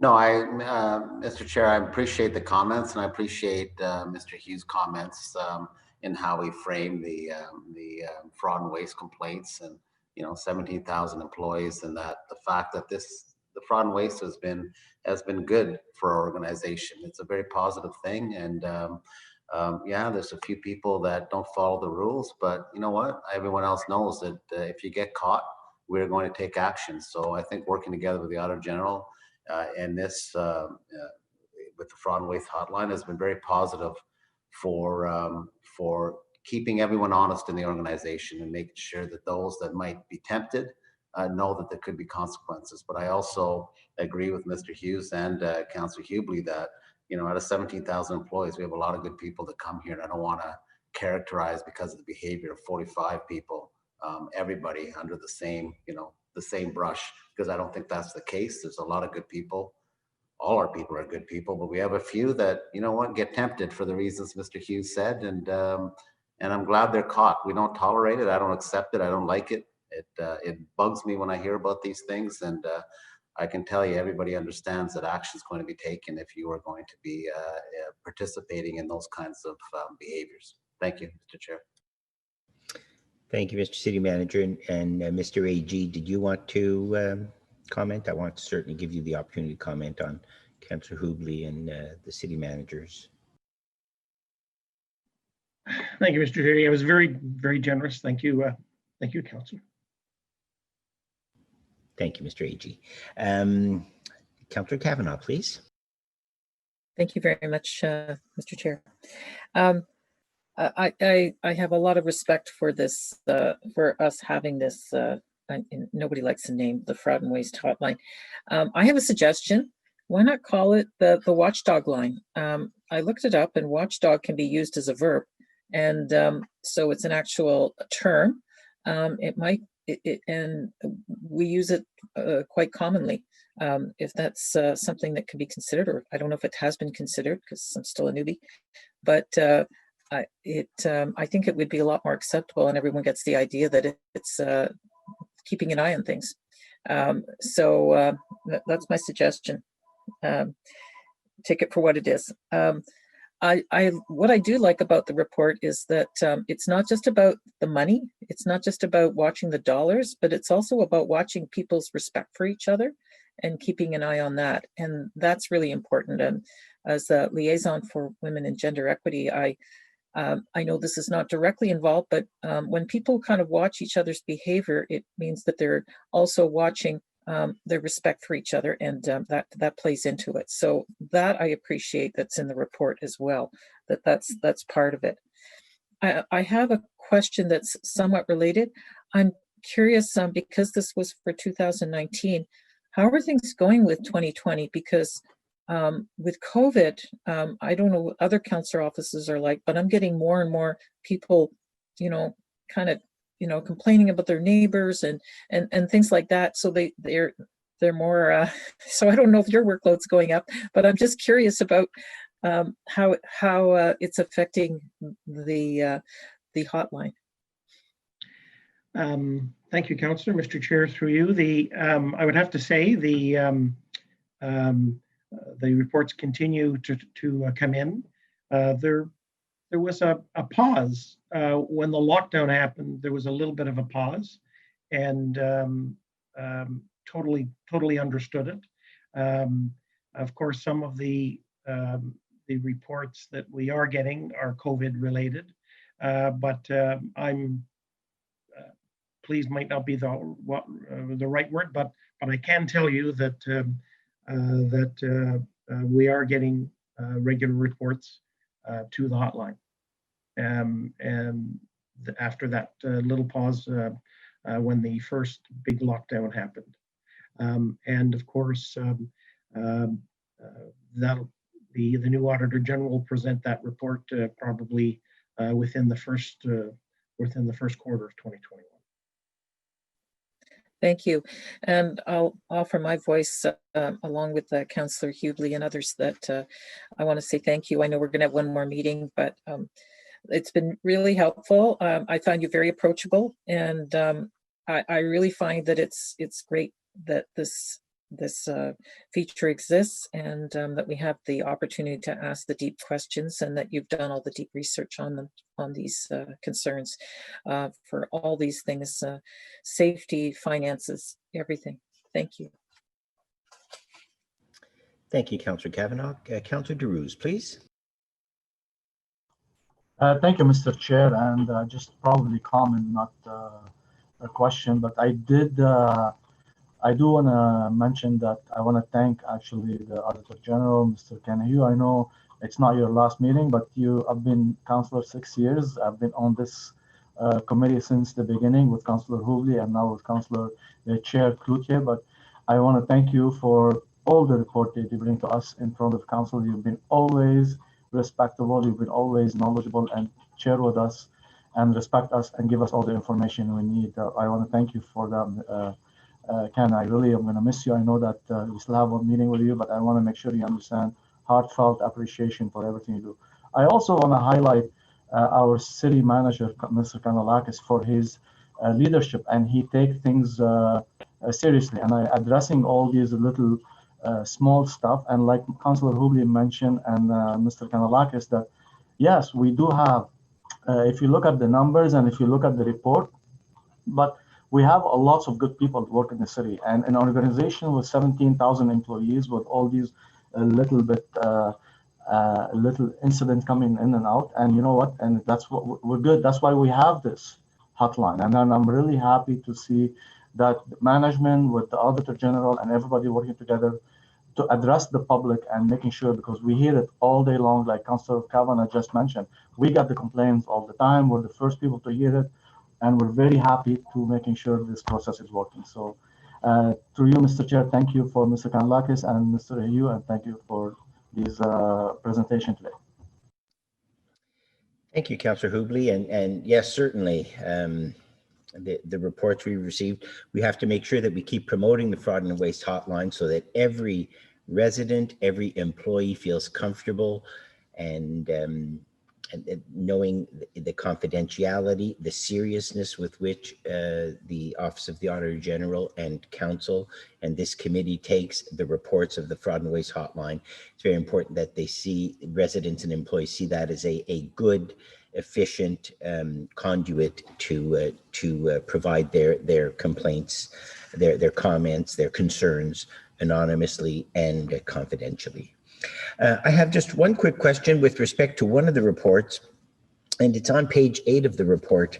An employee was charging their vehicles at a city fire station, and management implemented a moratorium on that. Management wants to ensure that the moratorium is maintained. Has it been lifted, that moratorium? What is the reason for that moratorium? We want to encourage our residents, whether they're going shopping, working, to use a sustainable method of transportation, transit, cycling, walking, and electric cars, if that needs be. How does that moratorium fit into our environmental objectives at the city to reduce our greenhouse gas emissions? I don't know if that would be the management, I guess, to Mr. Kanellakis. I know you might not have the answer now, but I actually don't have the specifics of that. I don't know if Mr. Hughes has it in his. I'm just trying to look it up, Mr. Chair, now in the detail. I just have the high level summary and I have the details. So sure, I'd have to look it up. I could bring that back to you if you want. Apparently, we don't allow city employees to charge their vehicles at fire stations. Okay, I guess why and how does that fit into our overall objectives?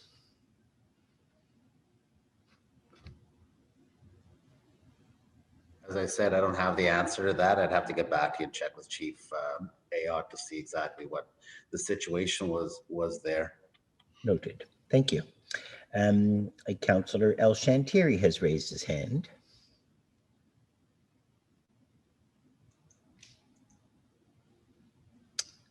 Councillor El Shantiri, are you available?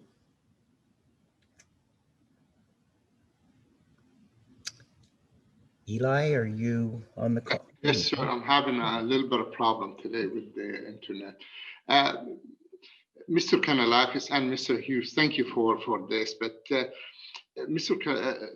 Kanellakis, you remember in policing, we always have those letter of accommodation to the members read in every board meeting. What about if the city encourages us and sometimes bring some of those positive feedback? Because somehow we only end up with the negative feedback or the waistline, and we all understand if you put it in a perspective of the number of staff we have and the issues we have, it's very minor of its nature. But what I know, we have a program to recognize some very high initiative of staff, but what about staff doing the right thing, helping individual? Like, why don't we encourage the resident to write up to the city manager and tell them about those positive, and you can share them with council once in a while, because surely to God, sometimes we can use some of those good feedback, whether OC Transpo bus driver doing the right thing, helping people out, whether it's a firefighter, whether public works helping the lady to get her dog from the ditch and stuff like this. Like, why don't we hear some of those? And where's the system you can send those to? We don't have, thank you, Mr. Chair. The Councillor El Shantiri is correct. We receive a lot. I see them. Every department receives thank you letters and appreciation letters, not only from councillors, but and many from councillors and many from our residents and from staff to staff. We receive them, and we often, our protocol is that we, when we receive them from a member of the public or councillor, we forward them, the manager, and depending what level it comes in, we'll also forward it to the staff and acknowledge that they've been recognized.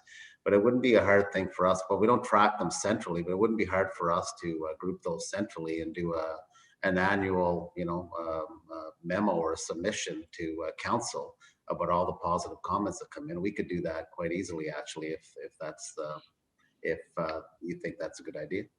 Well, I would like to see us doing this, Mr. Kanellakis, because to be honest with you, there's I think Councillor Terus can contest to this. During the floods, we get city staff coming with us on a weekend, on their day off, and helping. They didn't have to be there, but they want to be there in case the councillor needs support. I think Councillor Kavanaugh and I, we work with some city staff, and they're always calling us, checking out. I mean, it go almost unnoticed, but if something happened, we hear about it, which is, we want to hear about the good and the bad and the ugly. I understand this, but it seems we only focus on the negative and the positive feedback. We don't see, sometimes I send you a message, say, well, the human need task force, they're doing a phenomenal job. But I mean, it just go to you, and I'm not sure if any other councillor will even see that coming from me to you. Like it seems like there's a gap somewhere, Mr. Canalax, and I hope you can help us to reach that gap and encourage us as a councillor, as a community, to recognize our staff when they do good. At the same time, hold them accountable when they do bad.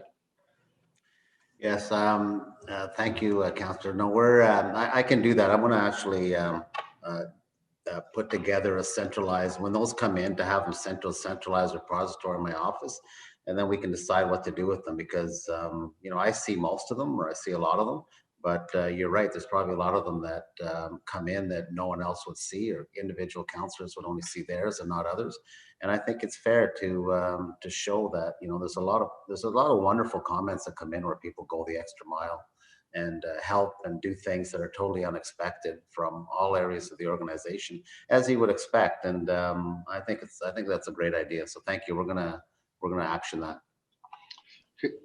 Thank you, Mr. Chair, and thank you, Mr. Hughes, for a job well done as usual. Thank you very much. Mr. Chair, I also, on your question on the fire, I was just looking, it doesn't say much in this investigation. Ottawa Fire Service, I think the issue is there's a policy gap on who can use the electric charging stations, specifically with personnel, with staff. And so the chief put a moratorium on it until they can look at the policy to see, will the policy allow staff to charge it as well as other people that come there. So your point's well taken, and we'll follow up on that one, because I think it's just a question of having a corporate policy on the use of charging stations that are in the that are associated with the city. So thank you for that. Noted. Thank you, Mr. Kanellakis, for that. Councillor El-Shantiri, thank you for your comments. And Mr. Kanellakis, perhaps In the Loop is a good vehicle for those good news stories, and that with respect to the staff of the city. Thank you all for your work today. Appreciate it very much. Thank you, Mr. Miner, who carried a lot of the reports today, and Mr. Hughes, of course, Auditor General Hughes. On item number 4, a report on the Fraud and Waste Hotline, that the Audit Committee recommend Council receive the report on the Fraud and Waste Hotline. Is that carried? Carried. Thank you. And that takes us to the end of the substance of today's agenda. Not seeing any hands up. Nobody's waving. Are there any notices of motions? Seeing and hearing none. Are there any inquiries? Seeing, hearing none. Thank you. Any other business? No? I certainly want to take this opportunity to thank our colleagues in the clerk's office, Carole Legault, Melinda Aston, and Melody Dufnay, who provided support today, and certainly for all committees and boards, the support that we get from the clerk's office is invaluable in keeping us on track. Thank you very much to all who assist. We have a media availability. The Auditor General and I and staff, it's 15 minutes, let's say 1 o'clock. 1 o'clock today, media availability for today's report. Motion to adjourn, please. Sure. I would receive such a motion. Thank you. Motion to adjourn carried. Carried. Carried. Thank you very much. Next meeting is November 24th. It will be a regular meeting and a budget meeting. And I believe the meeting notice will be circulated very shortly. Thank you very much, members of the Audit Committee and staff, for your work today. Have a good day. Merci. Bonne journée.